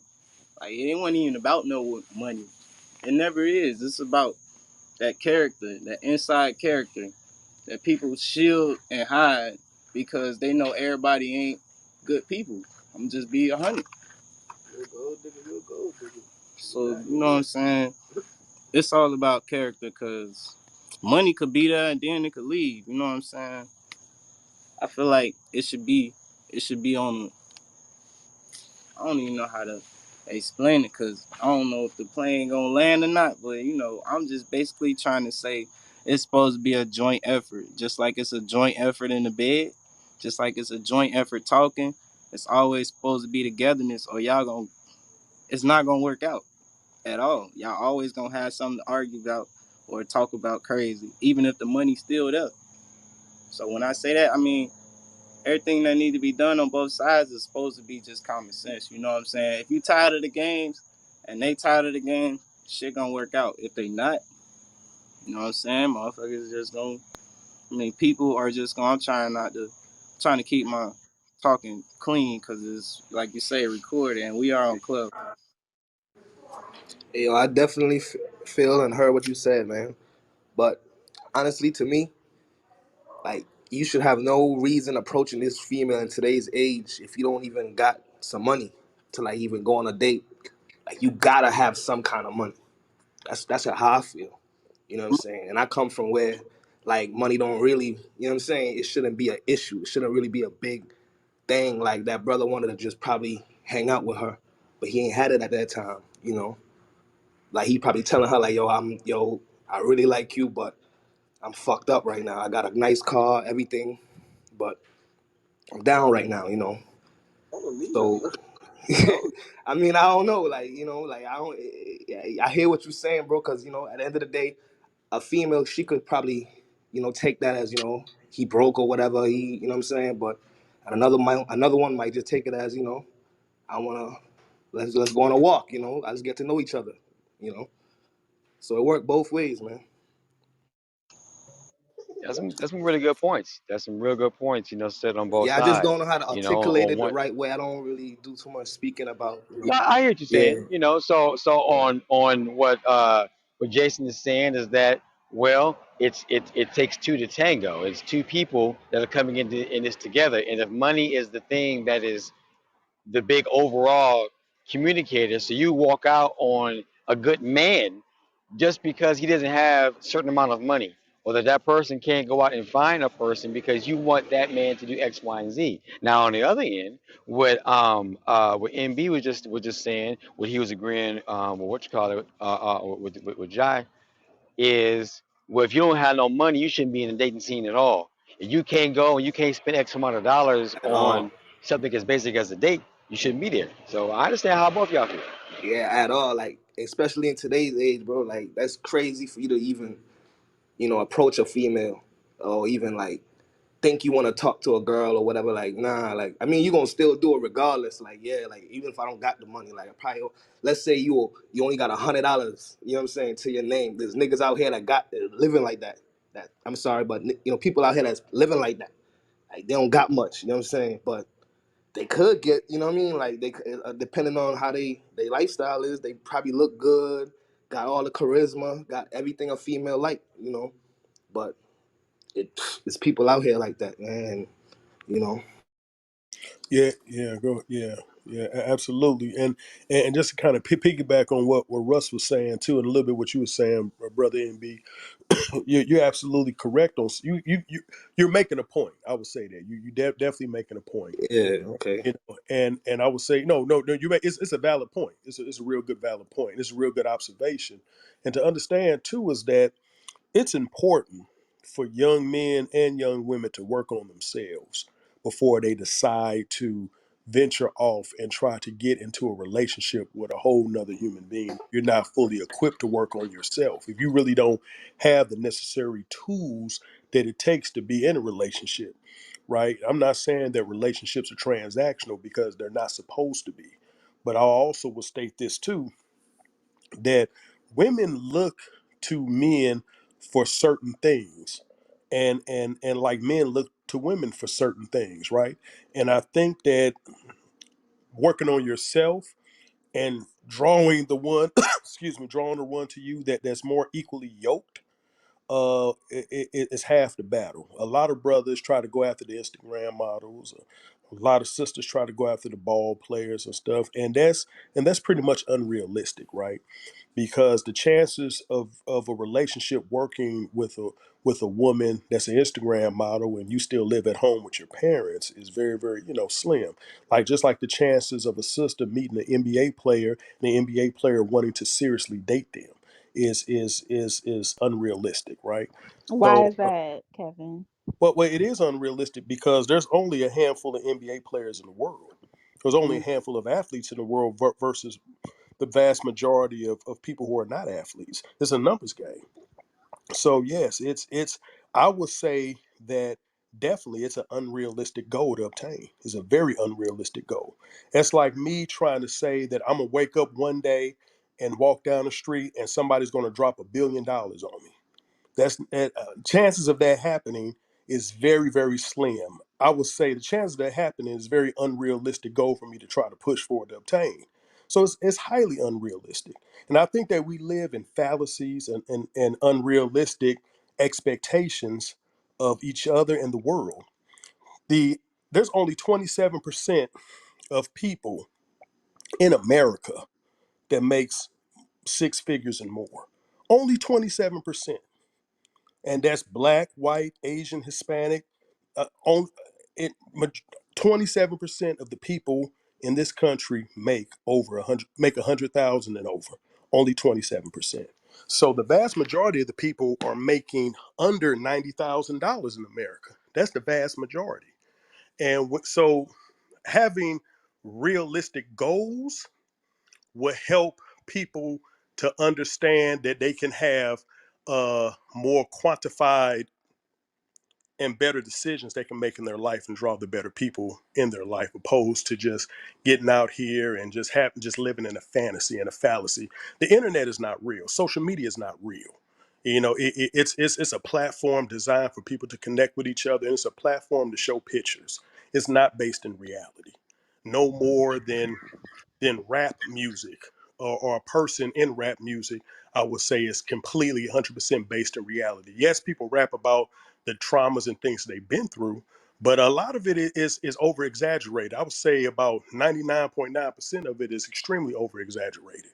Because if that's the case, half these brothers would be locked up right now, and half these sisters would be locked up right now. Yeah, So, you. so, Well, they so, are No, so getting I hear that's you. locked up, actually. that's just the So Right. reality. That they are they getting they banged are up getting right the now. RICO. So What they Yeah, let me toss it target. down to. Well, hold on. One second, Kev, because I know that Queen of the Real, Ebony, Miss Ebony has something she wanted to add on to it. You wanted to speak up. You had the chance to say something on the stage. Oh, I wasn't ready to add anything. I'm Oh, just, I'm sorry. yeah. I was just being, just spreading it out. That's all. Just spreading out the word. You know what I mean? We got Lester and Jr. Ben. If you guys want to pop in and and give your opinion on what we're talking about, is basically what the title of the room is: men and women. How much should you date? Should you do on a first date? And right now, we're at a point of some people say that if you don't have money to go on a date, you shouldn't be going on dates. Some other side of the coin say it's about you being with the person. So which one is it with? Is it with you? Or is it the money, or is it the person? And that's kind of where we are right now. So feel free, whoever wants to grab the mic and pop in. Well, you know what's interesting, what I will say is that when I saw the title, I didn't actually think about money. It was like, how much should you do on a first date? Do. So, like, it just made me think of like what is doing the most versus not. So, but I do feel Jai's point in terms of like, financial stability or security or the ability to date. But I also think that it's a different mindset if you choose to just, you know, not go that route. I think it's just preference, um, your way to explore. So, The title was exactly designed for how you looked at it, but naturally that shit went right to money. So that's why we had money. I mean, it, it's very, was interesting, because it did go over the money and all of that. Is the two richest men in the world are divorced? So just throw that out there for you. You know what I mean? So Absolutely. the richest man that on the planet Earth. You can't get much more money than Jeff Bezos. He got divorced. Well, damn. I mean, he got the money. Well, what's the problem? Well, I don't That's understand. right. Right. Bill Gates is divorced. Well, what happened? Well, what's the problem? My That's point right. is that if that is something that is a major cog, just give me some, just stir the pot a little bit, of if that is that important. Clearly, not necessarily to some people. You know what I mean? To some it is, and to some it isn't. Can I say So that's something? something to think Can about. I say Sure. something? This is what I want guys to understand.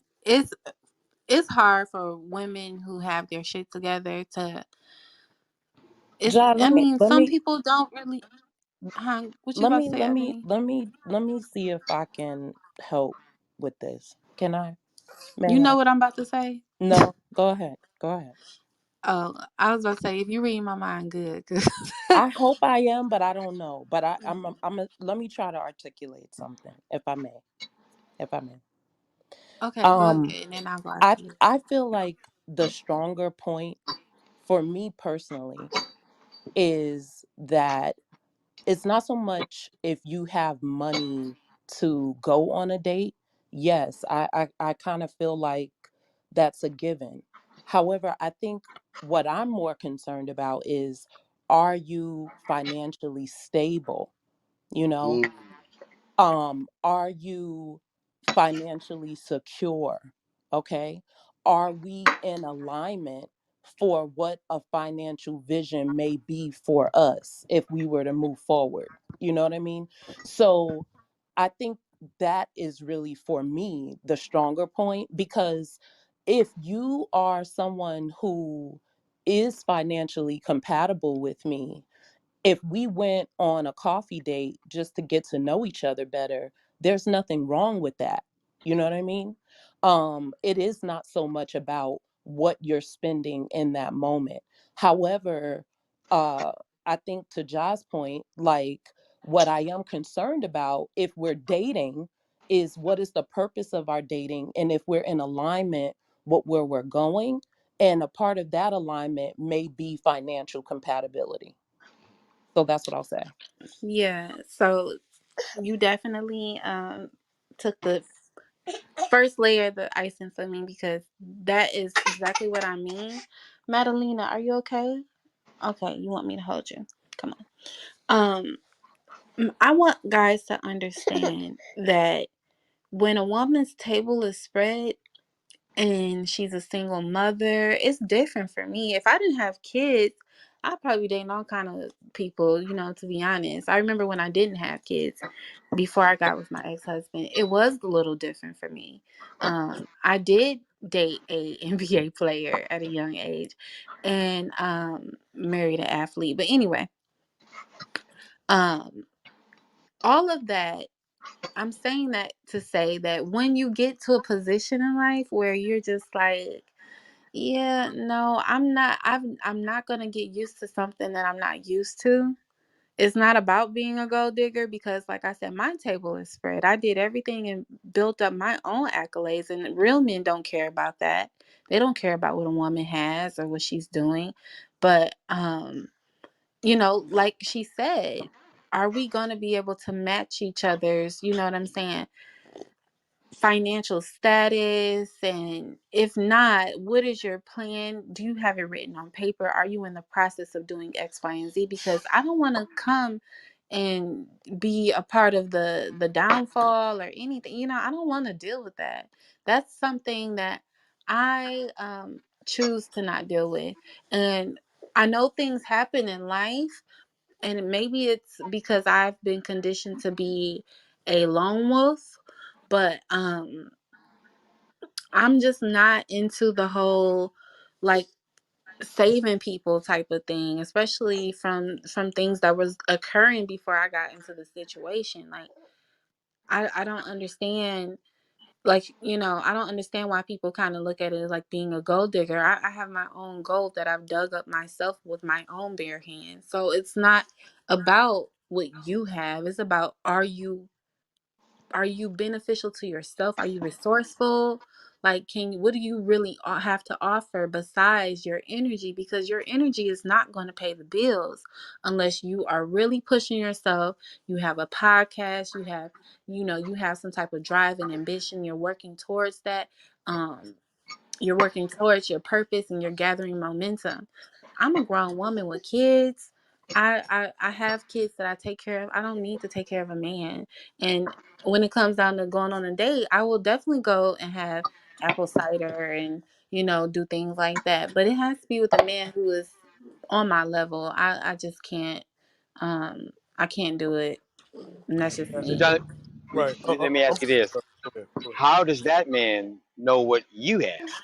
All that what you're saying, 100%. So then on the other end, because there's two people that's going down that path, how does he know what you have and what you're working with? How would he know that? I mean, it's kind of self-explanatory when I meet a person. I think that's part of why I'm single, because I am in that percentage of women who make the same amount or more than some men.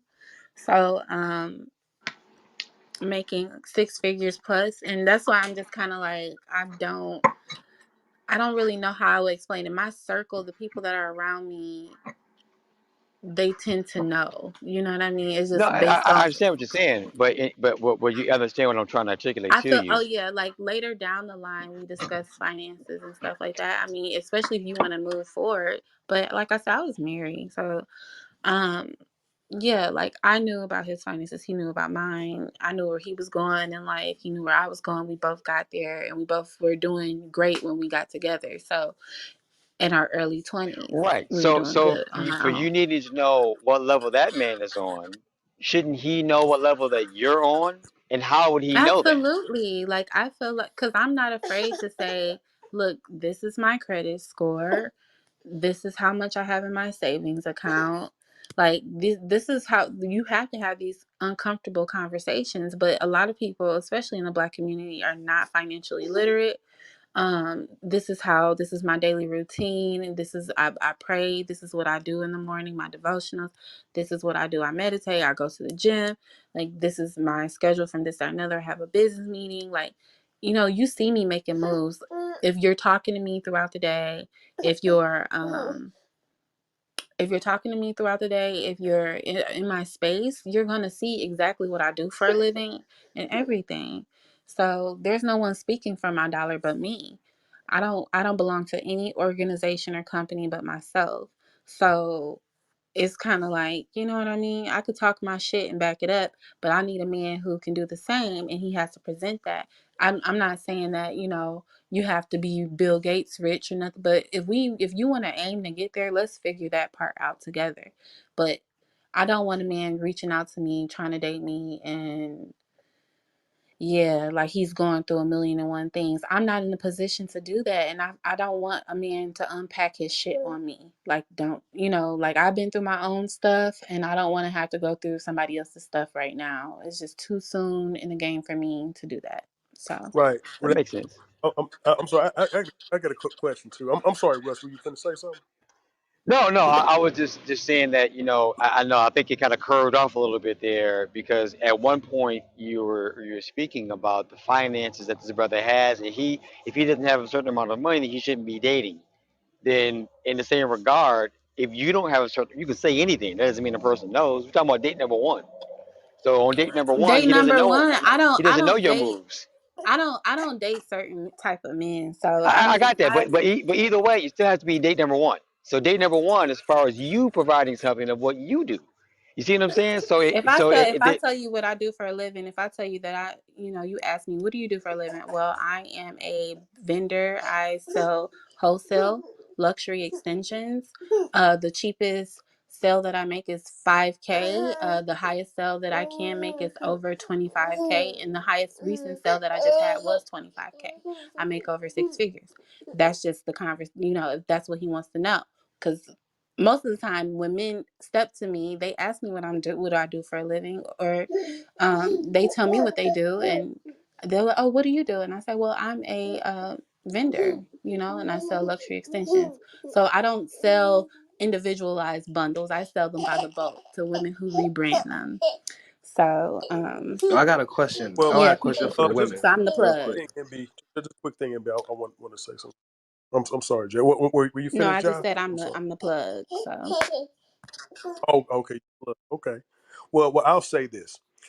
Now, I heard, I'm hearing what you're saying, and I'm also hearing about, you said, well, you dated an NBA player, and I'm gonna tell you like this: your experience is not an experience shared by the vast majority. We're speaking about the vast majority. I'm in the top 15% of earners in America. I'm past the top 20, 24%, 27%. I'm in the top 15%. But I know that the way I live and what I have, I'm not the vast majority. So I cannot put my experience with the vast majority. Just like you can't put your experience with the vast majority. Now, when we talk about um, black men specifically being financially stable, statistically 53 to 55% of black men are living medium income throughout this country. 53 to 55%. Medium income meaning that whatever state or city you in, they're living middle class, right? So to me, that's a damn good statistic. And they're single and childless. That's a damn good statistic. Because I'm going to tell you, the average person in America makes between 43 and $80,000 a year. That's the average American. See, I'm not an average American, and you're not average, but we're blessed, and we worked hard. blessings what were bestowed upon us to have the things that we have. But we're speaking to the vast majority of individuals. The average sister is not going to meet no damn NBA player. She ain't gonna date no sports player. The average sister is not. That's unrealistic. Just like the average brother is not going to meet Nicki Minaj and start dating her. That's unrealistic. So our thing is to talk to folks about being realistic and not living in fallacies and fantasies. And when we talk about financial literacy, yes, I agree with you. The black community, period, has an issue with financial literacy, both black men and black women, period.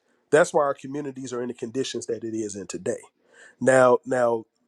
So I agree with you that, and that's something that needs to change. And it takes smart people like myself and you and other people on this app that are financially literate to educate these young brothers and sisters about being financially literate, about investing their money, investing in Roth IRAs, investing in real estate, investing in CDs, making your money work for you, right?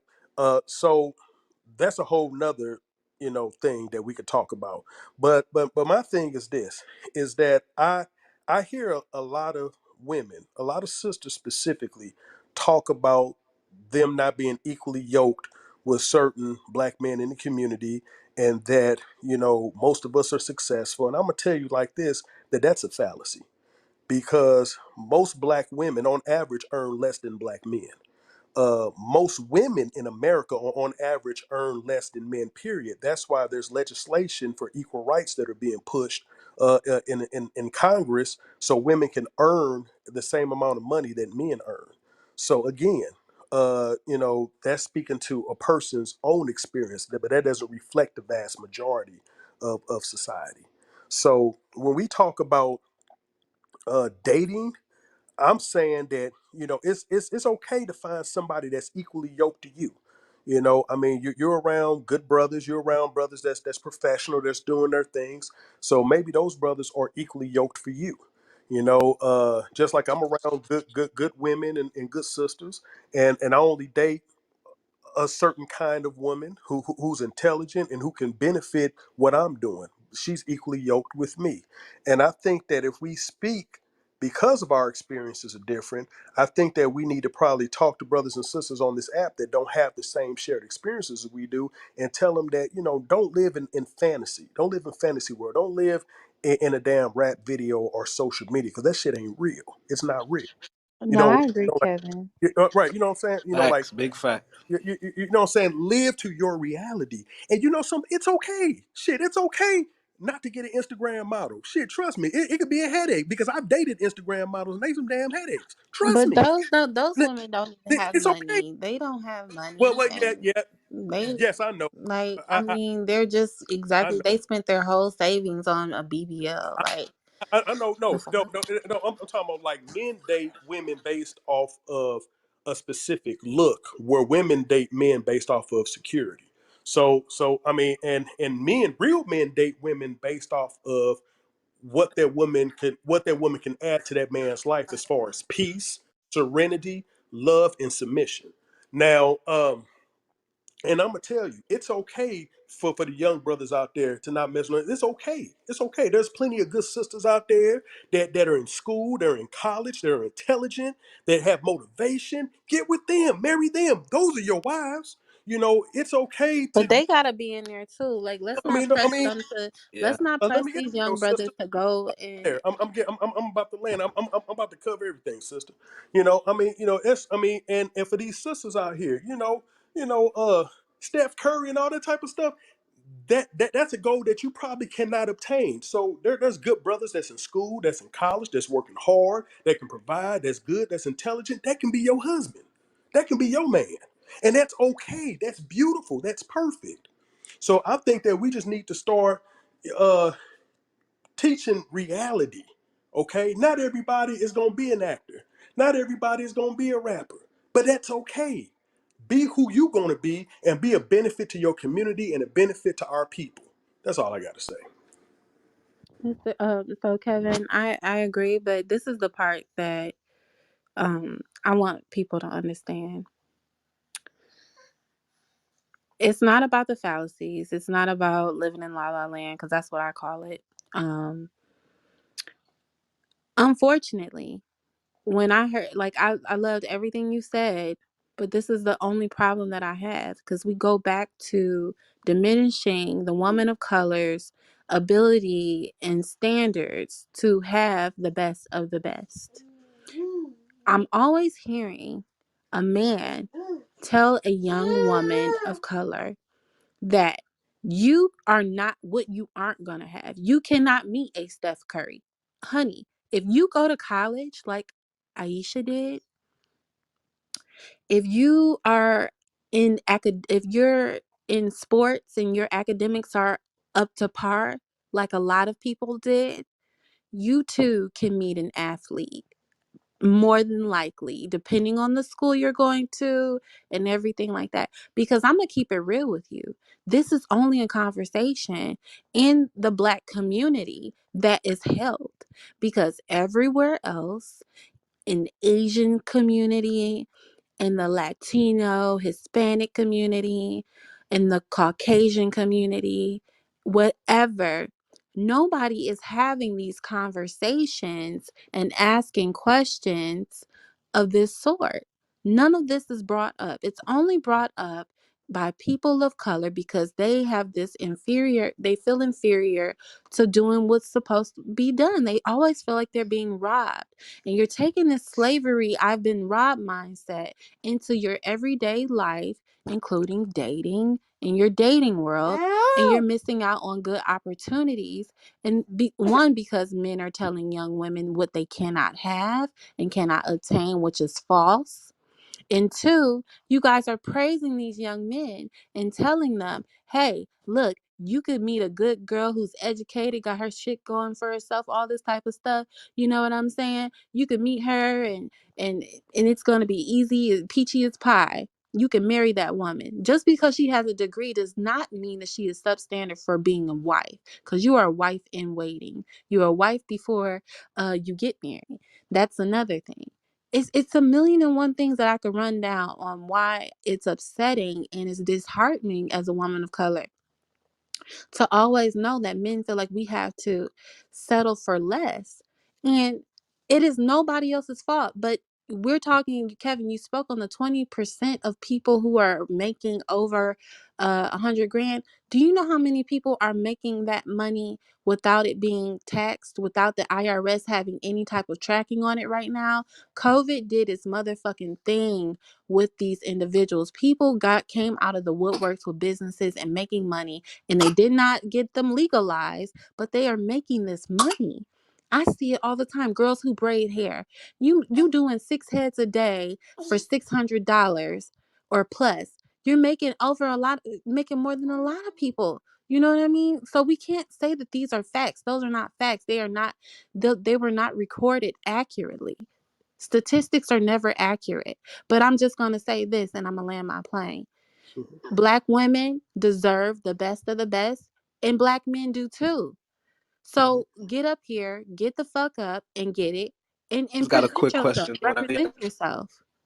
Go ahead, because I I want got a question. you might no, go ahead, brother. Go ahead, and then I'm gonna say something.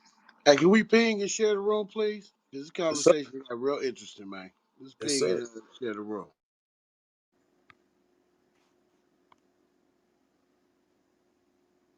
You can go ahead, Yeah, MB. go ahead. Go ahead. Mhm. Okay. Oh, I'm sorry. Oh, Yeah, I just want to know. Yeah, yeah, my phone had poor connection just now. Hey, I just want to know, like, why is like some of the women that really have like making the 6 figures or the 100 grand a year, like, why are they like single?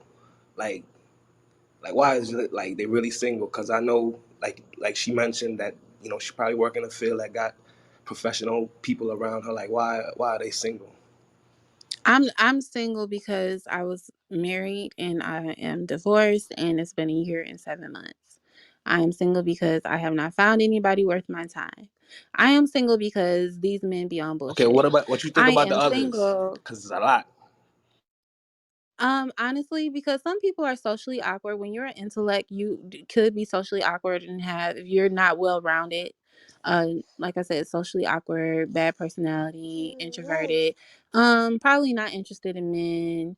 The list goes on and on. I mean, some people just, and then there are men who are gold diggers. So y'all have to understand that part too. Like I just had to encounter that shit. So Okay, y'all got to be okay, careful with that. You know, you want women be, you know, some guys think that they can come up into a woman's world and use her up, and that's not true. So yeah, we have to be careful with that. Y'all have to understand that men be gold diggers too. So that's really a main reason why women who make a lot of money stay the fuck away from people and they just live their best lives.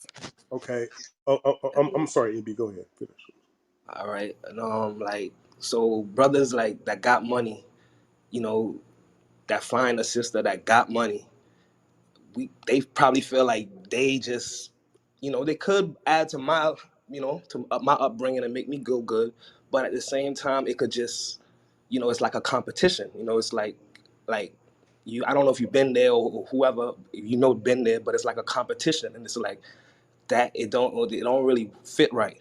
You know, What do you and I mean just by want to know. I just want to know how competition? you like, just like, you know, just making money. Like it's just you. Like sometimes a sister might feel like, oh, you know, I probably like I make a lot of money and you make a lot of money, and you know, I just gotta make more and go look somewhere else to get more, and you know, like I don't know if you've been there or familiar what I'm talking about.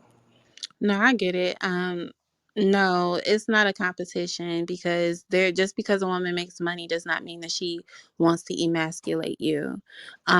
And that's what a lot of people in society need to understand too, because she did her due diligence to get to where she has to be. If anything, she's going to help you. I helped my ex get to the top. So I started his construction business and he's making a lot of money now. And I'm not even with his ass. So I'm just saying, Okay. like, you Okay. know, it doesn't even, that doesn't necessarily even mean anything. I had always made more money than him. Always. He saw my pay. I will never forget when he saw my pay stub. He was like, man, you always got it. And I was like, well, you gonna get it too. And next thing you know, I went, you know, even though I separated from him, I knew that he got promoted because he had the right woman on his arm. Y'all men have to understand. It's not about having an IG model and the, you know, all that either. Y'all have the right woman on your arm, people are going to respect you and you'll get into higher places with the right accessory with you. And unfortunately, I hate to say women are accessories, but we could level a man up just with our presence. So For sure. you know what I'm saying? Y'all just have to be mindful of that too. Just pick the right woman. It don't have to be a whole you know, she out here them Aries and you know all those other girls, you know, get somebody who's well rounded, who can cook better than your mother, and she sucks and fucks you great and you know that she's gonna raise your children well. And that's just the real. Like my ex is so thankful that I'm, you know, the mother of his children because I have all those qualities. And like I said, my table is spread. So it is what it is, with or without him. But don't think that these women are out here to emasculate men because we don't do that. We want the men to lead. So if we have the opportunity to put y'all in position to do better, we'll do that. Right. Now, okay. Now, I want to. Are you finished, MB brother? Are you Oh yeah, finished? I'm done. Yeah, yeah, I could. Oh, I'm been. Yeah, okay. yeah, yeah, for sure. All right. Now, Ja, I'm gonna say I'm gonna be upfront. A lot of stuff is cap, and I'm gonna say this as a professional man. That's like I said, that's at the top 15%. A lot of that stuff is cap. When you What's the just let me finish. Just let me finish. All right, This let is him not land. this is not an attack. I'm just saying this is not an attack. I'm just saying just that whole perspective is cap, and I'm gonna say it from a professional perspective. Is that when you look at when you say that there's a lot of people that make six figures under the table. First off, as a business, I know that shit ain't gonna last at all. And when we talk about statistics, they talking about statistics that's actually counted.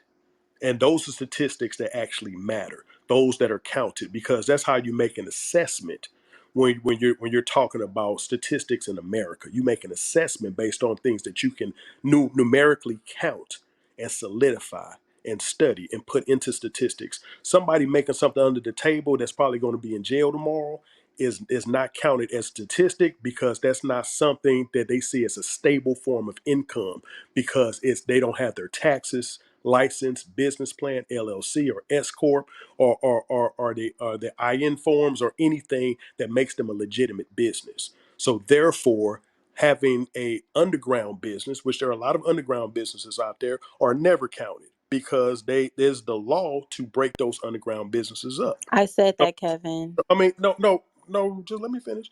So with that, it still stands at this.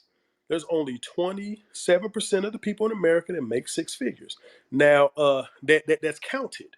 Now, when it comes to um, us telling black women what they can't have, what we're saying is asking for black women and black men to think realistically, to stop living in fallacy. Stop living in fallacy, because just because living in fallacy is aiming goals that that 9 times out of 10 can be unattainable or extremely difficult to obtain. When you know that you can live in reality and make live grounded goals and pursue those goals. To me, telling a woman what she can't have is a woman getting with a person who's going to beat her up and live off of her, opposed to dealing with a good brother that's out here working hard and in school. That's a realistic option. That's a realistic opportunity. And when you say, you can go to school and meet a Steph Curry, I'm talking about the women going for NBA players are already well established, that are already at the pinnacle of their careers, are already in the NBA. That's what I'm talking about as far as having realistic goals. Now, and when we talk about people of color, the only ones that talk about this, that's not true. I'm in a whole lot of circles. I do business with white people. I do business. I mean, I have to fly to England next month for a business meeting. I do business with everybody, and I'm gonna tell you, when it comes to other communities, they the main focus that communities look at, that men look at a woman in other communities, is what they can do to add to their particular situation. They're not aiming for no they're not aiming to marry no damn supermodel or no rapper. They ain't aiming to marry no damn NBA player unless these are women that actually have some kind of gold digger mindset in the first place. So you know, we all do respect. You're a good sister. We follow each other. I like you. You're a good person. But from a professional standpoint, I just have to call cap not on you, but cap on that mindset and on that whole narrative of the way sisters and brothers view these unrealistic goals and these unrealistic things. And that we spend too much time living in fallacy instead of living in the real world. And that's one of the issues within our black community. We spend too much time living in that. We spend way too much time living in that. Now, uh, a wise man once told me that the issue is that when we talked about sisters and white, we talked about sisters and the way the broader white community views things between sisters and brothers. You have to understand that they are in power right now. They're in power. They've been in power. They're in economic, political, and societal power. So when we come in and when we try to aim at a particular goal that's obtainable versus a goal that's not obtainable, we always try to put ourselves in a reference of how they do it within their society when they're the ones who control the society. They're the ones who oppressed us. They're the ones who control the society. And so when we talk about the slave narrative, oh yeah, we in the relationships. No, that's reality, sister. That's reality. That is the condition that black people live in America. That's reality. And that's Yeah. just what it is. That's just what it is. Unless we change it. That's not fair. Like, you know how unfair that is, But a Kevin, lot of stuff to ain't fair, sister. A lot of stuff ain't. Brothers deal with stuff that ain't fair all the time. We're all Nothing is ever fair. but right. I What understand. is fair? But let's excuse me. Listen. So a lot of brothers live in situations that's unfair all the time. I mean, and as men, we're always taught to suck it up, deal with it, or handle it. But that's, that's a whole nother conversation that I would love to divulge into. Vincent, maybe we could go ahead and host a room about men and expressing their feelings, and we could do it here or in my honesty hour. It doesn't matter. But what I feel like, what I'm going to say this is, we all have the opportunity to reparent ourselves. If you are in a position to reparent yourself because your parents did a piss, now I'm not saying y'all, but the people in the world, their parents did a piss poor job at teaching them X, Y, and Z. If you have the opportunity to renew and repair everything that you learned from your past, why not do that and level yourself up? I will never forget where I came from, but I will not remain there. I will be the person to break generational curses, and I am, and I have, and I've been doing it. And I feel like it's unfair when we always have to remain. The only reason why that slavery shit continues is because we fucking allow it. Black people have the highest spending power, and I had this conversation with my financial advisor because I had to go deposit a very handsome check the other day, and I said, "Look, I don't want to just blow money. My financial advisor, oh, you could buy this, you could do this, you could do that." And I'm just thinking like, no, I don't want to do that. And I had to express to her that, look, Black people have the highest spending power, the largest spending power in the world. In the world. There's no reason why you cannot reinvest in yourself. There is no reason why we should be healthier, we should be wealthier. And I'm talking about financially, I'm talking about mentally, and I'm talking about spiritually. Nobody wants to go down that route though, but we can. And men who don't want to, who feel like they can't express themselves, it's always a safe space with me. I want y'all to know that. Um and it's a safe space for my son, and it's definitely been a safe space for any man that's ever stepped to me. You get what I'm saying? I've always been a safe space. So we need to create that for each other. But the whole slavery mindset thing, they're going to keep pushing that shit on people, especially Black people, until y'all change the narrative, until we change the narrative. We have to do something about it. I just They're want to not going jump to in. stop until we stop. Right, right. I just want I'm to let sorry. me let me jump in real quick. We got to give a shout out to the legend Ori Spado is in the room. Uh, Oh, okay. Miss yeah, Spado. legend in the building. Mm-hmm. Thank you for All coming in the right. room, man. I'm honored. Yeah, so I definitely want to give a shout out to Ori Spado. He is in the building. We Mm-hmm. want to can we get back to the title? Can we get back to the topic of the room? Somebody Okay. messaged me and said, Thank you for that. I appreciate that. Okay. "Yeah, And me and Jai, you and I, we can talk about this in Ori, detail. yep, Okay. Ori Spado is in the building, Hi, man. Mr. That man, Spado. Thank you give for him his coming. How flowers." you doing? That's a great subject you got going. Oh yeah. Mr. Spado, I have a question for you. Absolutely. So, you are who you are, and you've done what you've done in your life, and you've been where you've been. When you were in your, like, I don't know how what your lifestyle is now, but when you were dating, how was it when you wanted to spend money on a woman? Did you spend as much as you wanted, or did you have a certain amount based on the individual when you wanted to take her on a first date? You mean how much would I spend on a first date? Yeah, because that's the question. I think it's, but that's Well, the I, question. I would never set an amount. I would always take them to an upscale restaurant, and whatever the bill was, the bill was.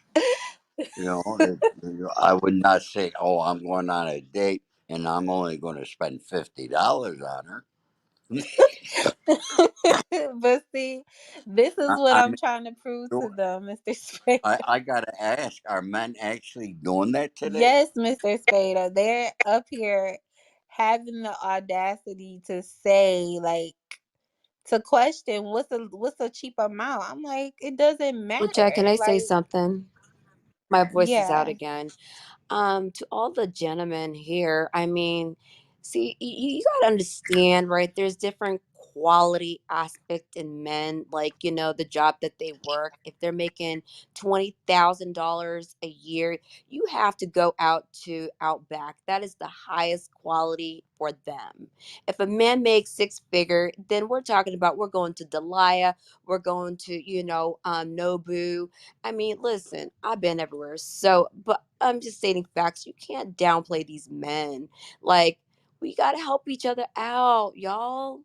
Yes. Yes, Queen. Thank you, That's Queen. all my Thank you. plan was. My plane was about. That's it. My plane was trying to land on that note. And that's what, and But you and know that's what? my That's friend Havana, and that's, we have the same understanding. So that's the thing. One mic on Ori. Go ahead, Ori.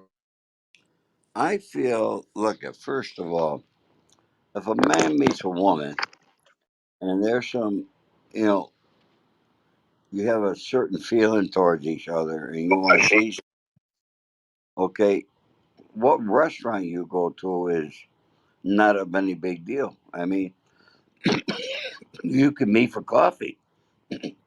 You know what I mean? Okay. And then take it from there.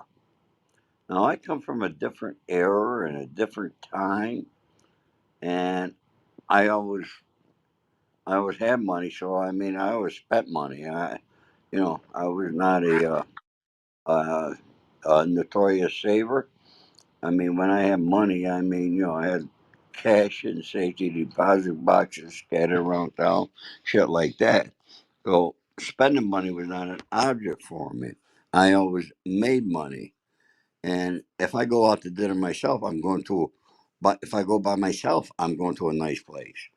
So it's all depending on where our station in life. The most important thing, I think, for any young man is number one, be a gentleman. Be a gentleman. You meet a lady and you got a certain feeling that it might mature into something more. Give it the time, learn about them, have conversations. I don't think the woman is going to care what restaurant you bring them to, okay? Because it's not the matter of the restaurant that's important. The matter is the relationship that the two of you have. Now, if a woman is insistent, oh, I don't want to go to Outback, you got to take me to Delia. By the way, is Delia the place over on Santa Monica Boulevard you're talking about? Yeah, We, It all yeah. depends if it West Hollywood or we're Hmm. talking about yeah, Vegas. yeah, okay, I know where it is. We had my son's birthday party there. Okay, so that's not important. The most important thing is if a woman says to me, hey, I want to go here, I mean, I say, okay, we'll go there. But if I didn't have the money and I had some feelings for Havana down here, okay, and I really wanted to get to know her, and if she really wanted to get to know me, the restaurant is not going to make any difference at all about what transpires between her and I, because that what transpires between her and I, if we had genuine feelings towards each other, it could happen sitting outside of a Starbucks. So, it's not that. I mean, if I date a woman, she tells me I got to buy her a diamond ring, I'm going to say goodbye, okay, and go on to the next woman. Okay, if a woman tells me, hey, I want you to buy me a Chanel, I say, hey, nice, goodbye, you okay? you have you Right. have you have that. Yeah, and I'm a firm believer. I feel like no woman should be asking a man to do that kind of stuff. You should be able to get it yourself, and then he treats you the way he sees you treat yourself. That's just how. That's my cardinal rule. Right. But Jai, can you listen to this, right? There's two type of women and there's two type of men. One date with intention and the other one date with no intentional. Okay? So there is women out there tricking for their tricks, right? Tricking for their treats. I'm sorry. And then there is men out there feeding these, call it the simp. So we can't, we got to take accountable for who we are dating. Let's say if I'm dating Kev, right? I see how he's so passionate, how he talks and everything. And of course, the woman that he's going to date is not going to be the woman he's going to take to McDonald's because it's degrading him. He's going to take her, he's going to ask her, would you like to go to Brazilian No, no, steakhouse no with or me? Mr. Childs. Come on now. I'm more high class than that. Well, I'm just saying, I I don't know got, you like that, I but got Kev, you. at least I gave you a Brazilian I steakhouse. got you. Mr. Childs is But good. yeah, yeah. As I like somebody, the story. as somebody who's gonna tomorrow be celebrating 33 years of marriage, my wedding anniversary is tomorrow, 33 years. I can tell you that we've been to McDonald's and we've been to very expensive places. I think one of the things is that you have to look at it as an investment, not an expenditure. If you take her to a place that and you both are have the right attitude, it's an investment. You want to be aligned with each other. You want that trust. You want that compatibility. And if the physical surrounding is going to jump into it, well, what does that portend for the future if you don't provide her with the perfect surroundings when you're married, when you're engaged? How deep you go into the relation, how you start off is a good indicator many times how the relationship is going. So if she's willing to be flexible with you and work with the things that you have and accept some of the flaws that you have in the beginning, because nobody's going to be perfect, then you have something there. But to put all these things on somebody, is it fair? Then is it fair for the man to put all these demands as well? So then you have two people demanding other things. So it's an expenditure, not an investment. And it's worked for 33 years for us. But I thank you very much. Thank you, my friend. I understand what you're saying. I don't look at an investment in a relationship is the time for the other person. Now, I've been married twice. So if you don't mind, I'll tell you about my first marriage. My first marriage, I was out of the Army, just beginning my career with a Prudential Insurance Company. I used to love to go out to nightclubs. And one night, a group of that I knew, my friends were performing. And I met my first wife. She was there. She was just graduated from Buffalo Teachers College. She thought I was arrogant and conceited. And we ended up getting married. And we had three wonderful children. We got three wonderful children. And I did very well in my business. And she was a very simple woman. We had a great relationship. But she was very simple. I would buy her the finer things, finer clothes. She'd take them back to the store. Okay, it just wasn't. And after several years, and I was worth over $12 million and flying around the country, and I mean, I was on the verge of bringing my company on a national basis. I had everything in the world going for me, or so I thought I did. And one day in Las Vegas, I met a beautiful, younger, gorgeous lady, Puerto Rican, Indonesian, extremely gorgeous, sexy, sensual, and she lived in San Francisco. We spent the night not sleeping together. Uh, we, I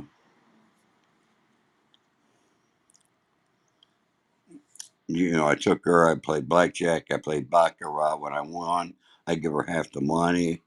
She didn't ask me. I just gave it to her. And then we had coffee, and then we both had flights. We went. We packed. I was checking out. I heard my name over the loudspeaker at the Las Vegas Hilton. I answered her. She says, "Could I have your address?" Now, of course, being a married man, I gave her my office address. The next day I get to my office, there's a dozen roses there from her. First time in my life anybody ever sent me a dozen roses. That weekend, I called her up. We were talking on the phone. I says, when you get off work on Friday, go right to the airport in San Francisco. There'll be a ticket at American Airlines in your name. You're going to fly into Kennedy. When you land, you will see a guy holding up your name.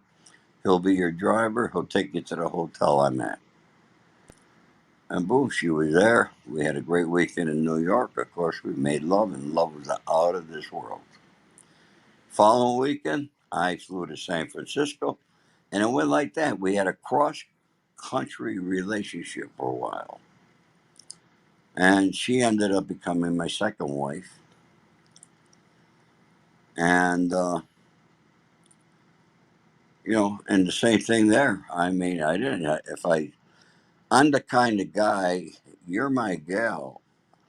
I mean, if you ask me for something, I'm funny. When people say, I want this, you got to do this, I'm going to do the opposite because I'm a giving person. I could be out one day and I might see a nice diamond bracelet. You go, oh man, let me buy that for her. And I'll buy it and bring it home, you know. But when women demand me things, there's going to be a problem. And the whole idea, I think, of having a relationship, as an older man that's been divorced twice, as a man that has dated, and get ready for this number, you ain't going to believe it. I guarantee you, I have dated over 1,000 women in my lifetime. I'm not exaggerating at all. I used to have a different woman every single night here in Hollywood back in the days. Are you kidding me? This was a gold mine out here. Uh, but I was just a player. I was a player. And one thing about people or men who make big money, I don't care who they are, men who make big money are big players. They work hard and they play hard. And that could become a problem in a relationship. I did a lot of business with automobile dealers. They make a lot of freaking money. Okay, and they are the hardest players. They they'll work and then they'll be playing and they'll be up all night, but they'll be back at work the next morning without any hesitation.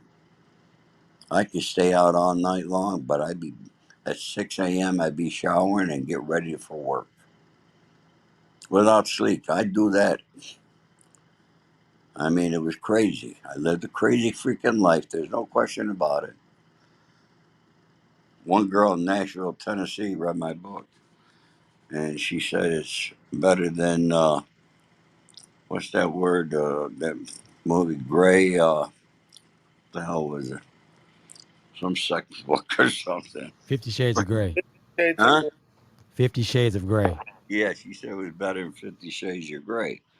Yeah, so I mean, I dated a lot of women, but now that I'm older and I look back on my life and thank the Lord that my first wife is still the same girl that I married, except we're not married, but we get together, we have family affairs as though we are married. She's there, I'm there.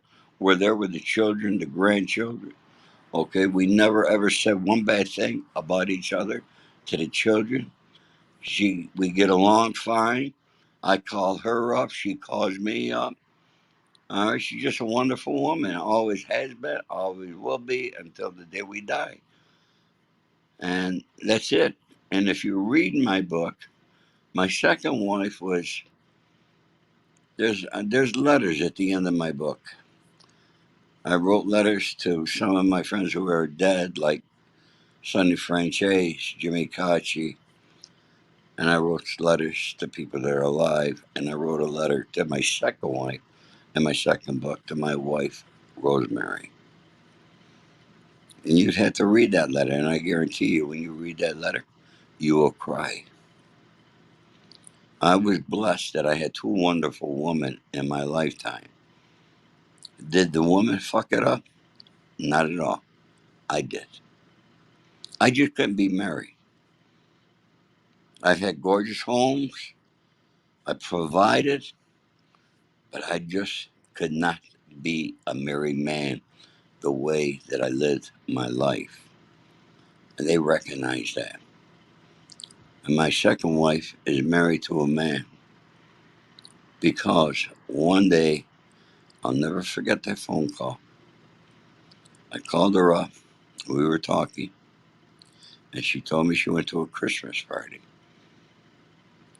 And she says, I met a guy just like you, all dressed up, the French cuffs. He's from New York. He wants to take me to Mallorca. I said, yeah, Rosemary. I could always tell when she had more to say. I said, continue. I said, I know you got more to say. She said, well, I met this other kid. His name's Jose. And we went to school together. And he went to college. He's working for a law firm. And he just took his bar.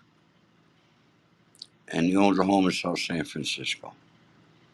I said, Rosemary, I said, forget about the guy just like me with the French cuffs and the cufflinks. I said, forget about him. You will never get the home with a white picket fence that you want. Go with Jose.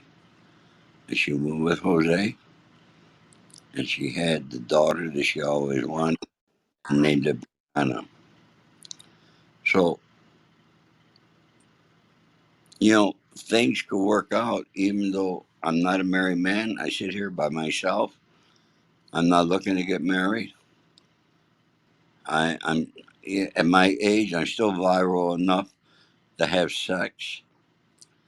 I can't have sex 8 times a day like I used to be,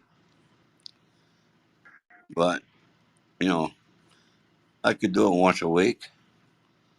And if I meet somebody, I tell them I don't want a relationship, but we can have a relationship that we can meet once a week, have dinner, be nice, come here, cuddle, and then you go home. Because I'm accustomed to living by myself now, and I couldn't live with anybody now. And a lot of women who are in the age bracket that I would date, they are self-sustaining. They don't need money from me or stuff like that. You know what I mean? So it gets different as you get older. And I hope you understand. And I hope you learn something from that, folks. But when you're truly in love, if money's going to make the difference in your love relationship, then you don't have a love relationship. And I've been up and down in life. And my first wife, she was a school teacher. When I was down, I could always get a few grand from her.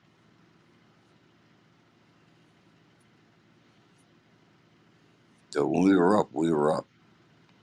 Up. When I was up, I was up.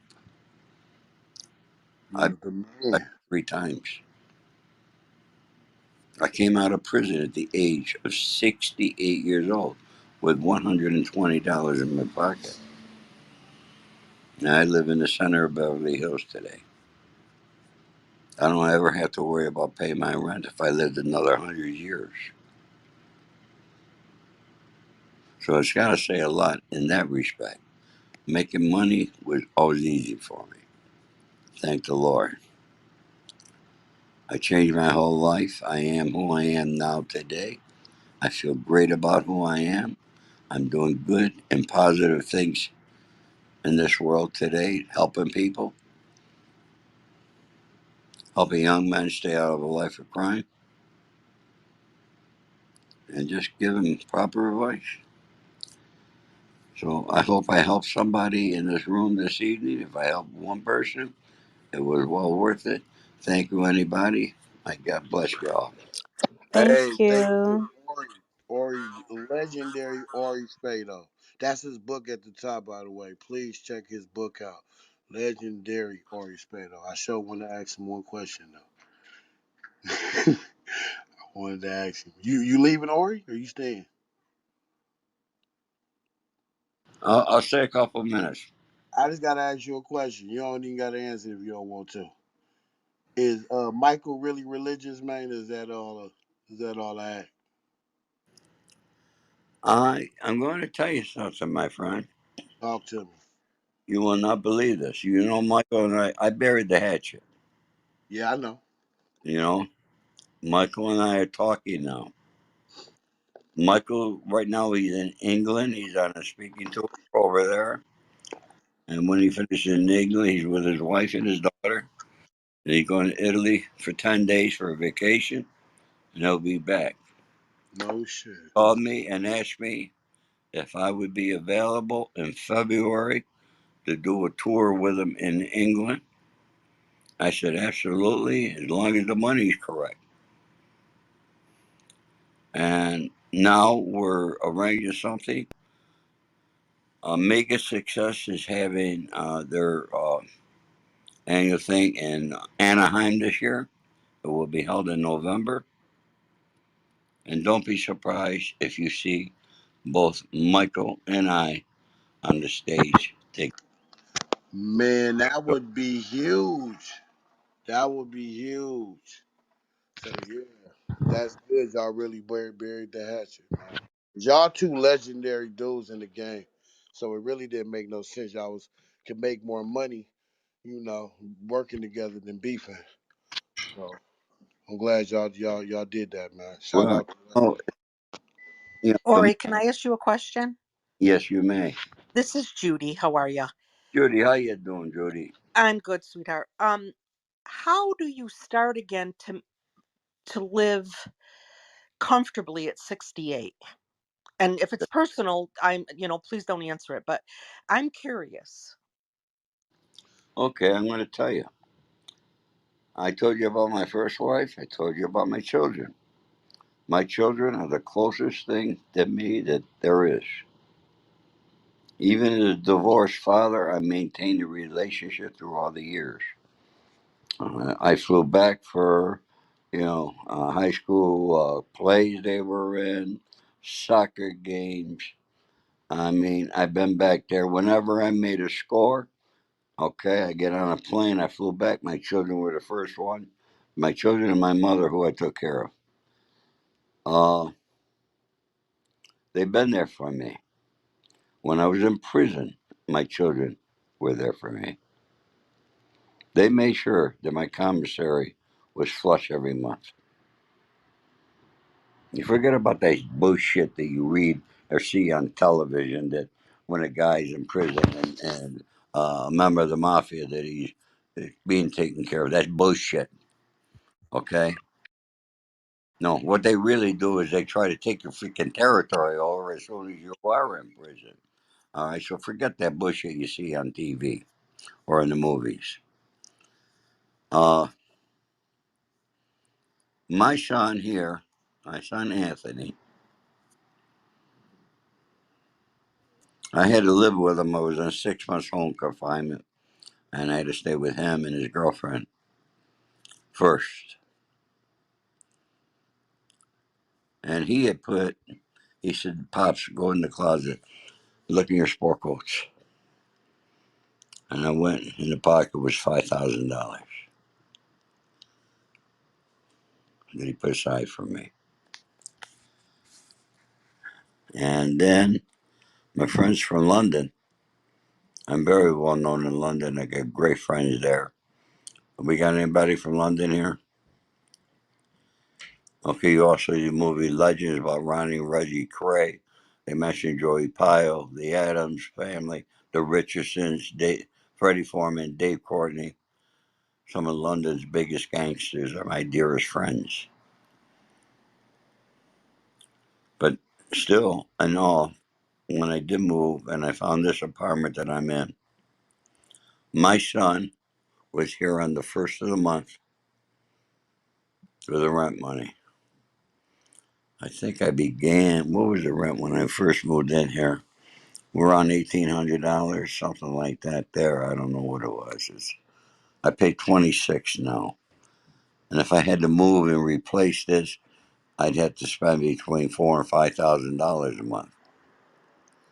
The way things are gone in Los Angeles. For those of you who live here, know that. And I hustled. I had to do things. I had to make money. As you know, part of my life, I was a Hollywood fixer, which is totally legitimate situation. And sometimes I still get called upon to fix a Hollywood situation. My fees are not low. I normally get somewhere a minimum of $50,000 to begin, depending on the situation. Uh, and it goes up from there, depending on how much work and what time I got put in. I value my time at $750 an hour. And yeah, so I had to work and I still do favors and do things. And that's how I made my money. And I did well.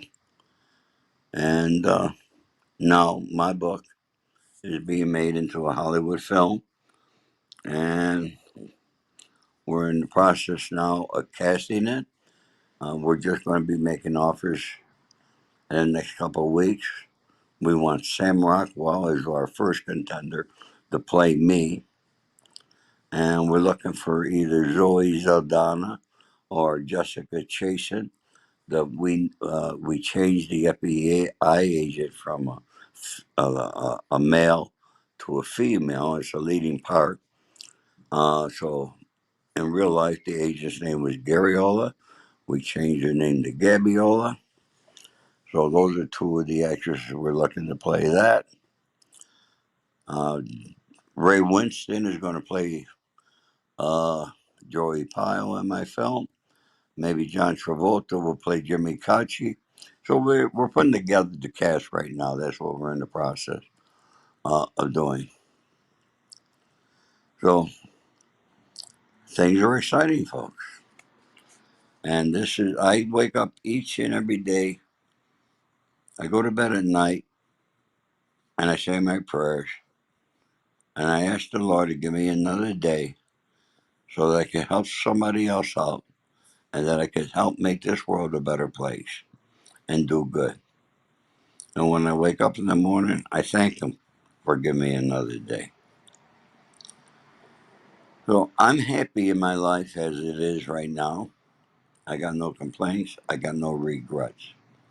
What I done in my life was my life, nobody else's. I own it. It was my destiny. And I take full responsibility for the good, the bad, and the ugly. So I thank you folks for listening to me. Hey, thank you. Appreciate you coming by, man. It's humbling. Appreciate it. Absolutely, man. Much respect. You know what I mean, Mr. Spotto. Much respect. Man, legend. Appreciate I'm about that. to close out either do I'm about to do dinner anyway. Thank you Huh? to everybody who came. You gotta mute your phone.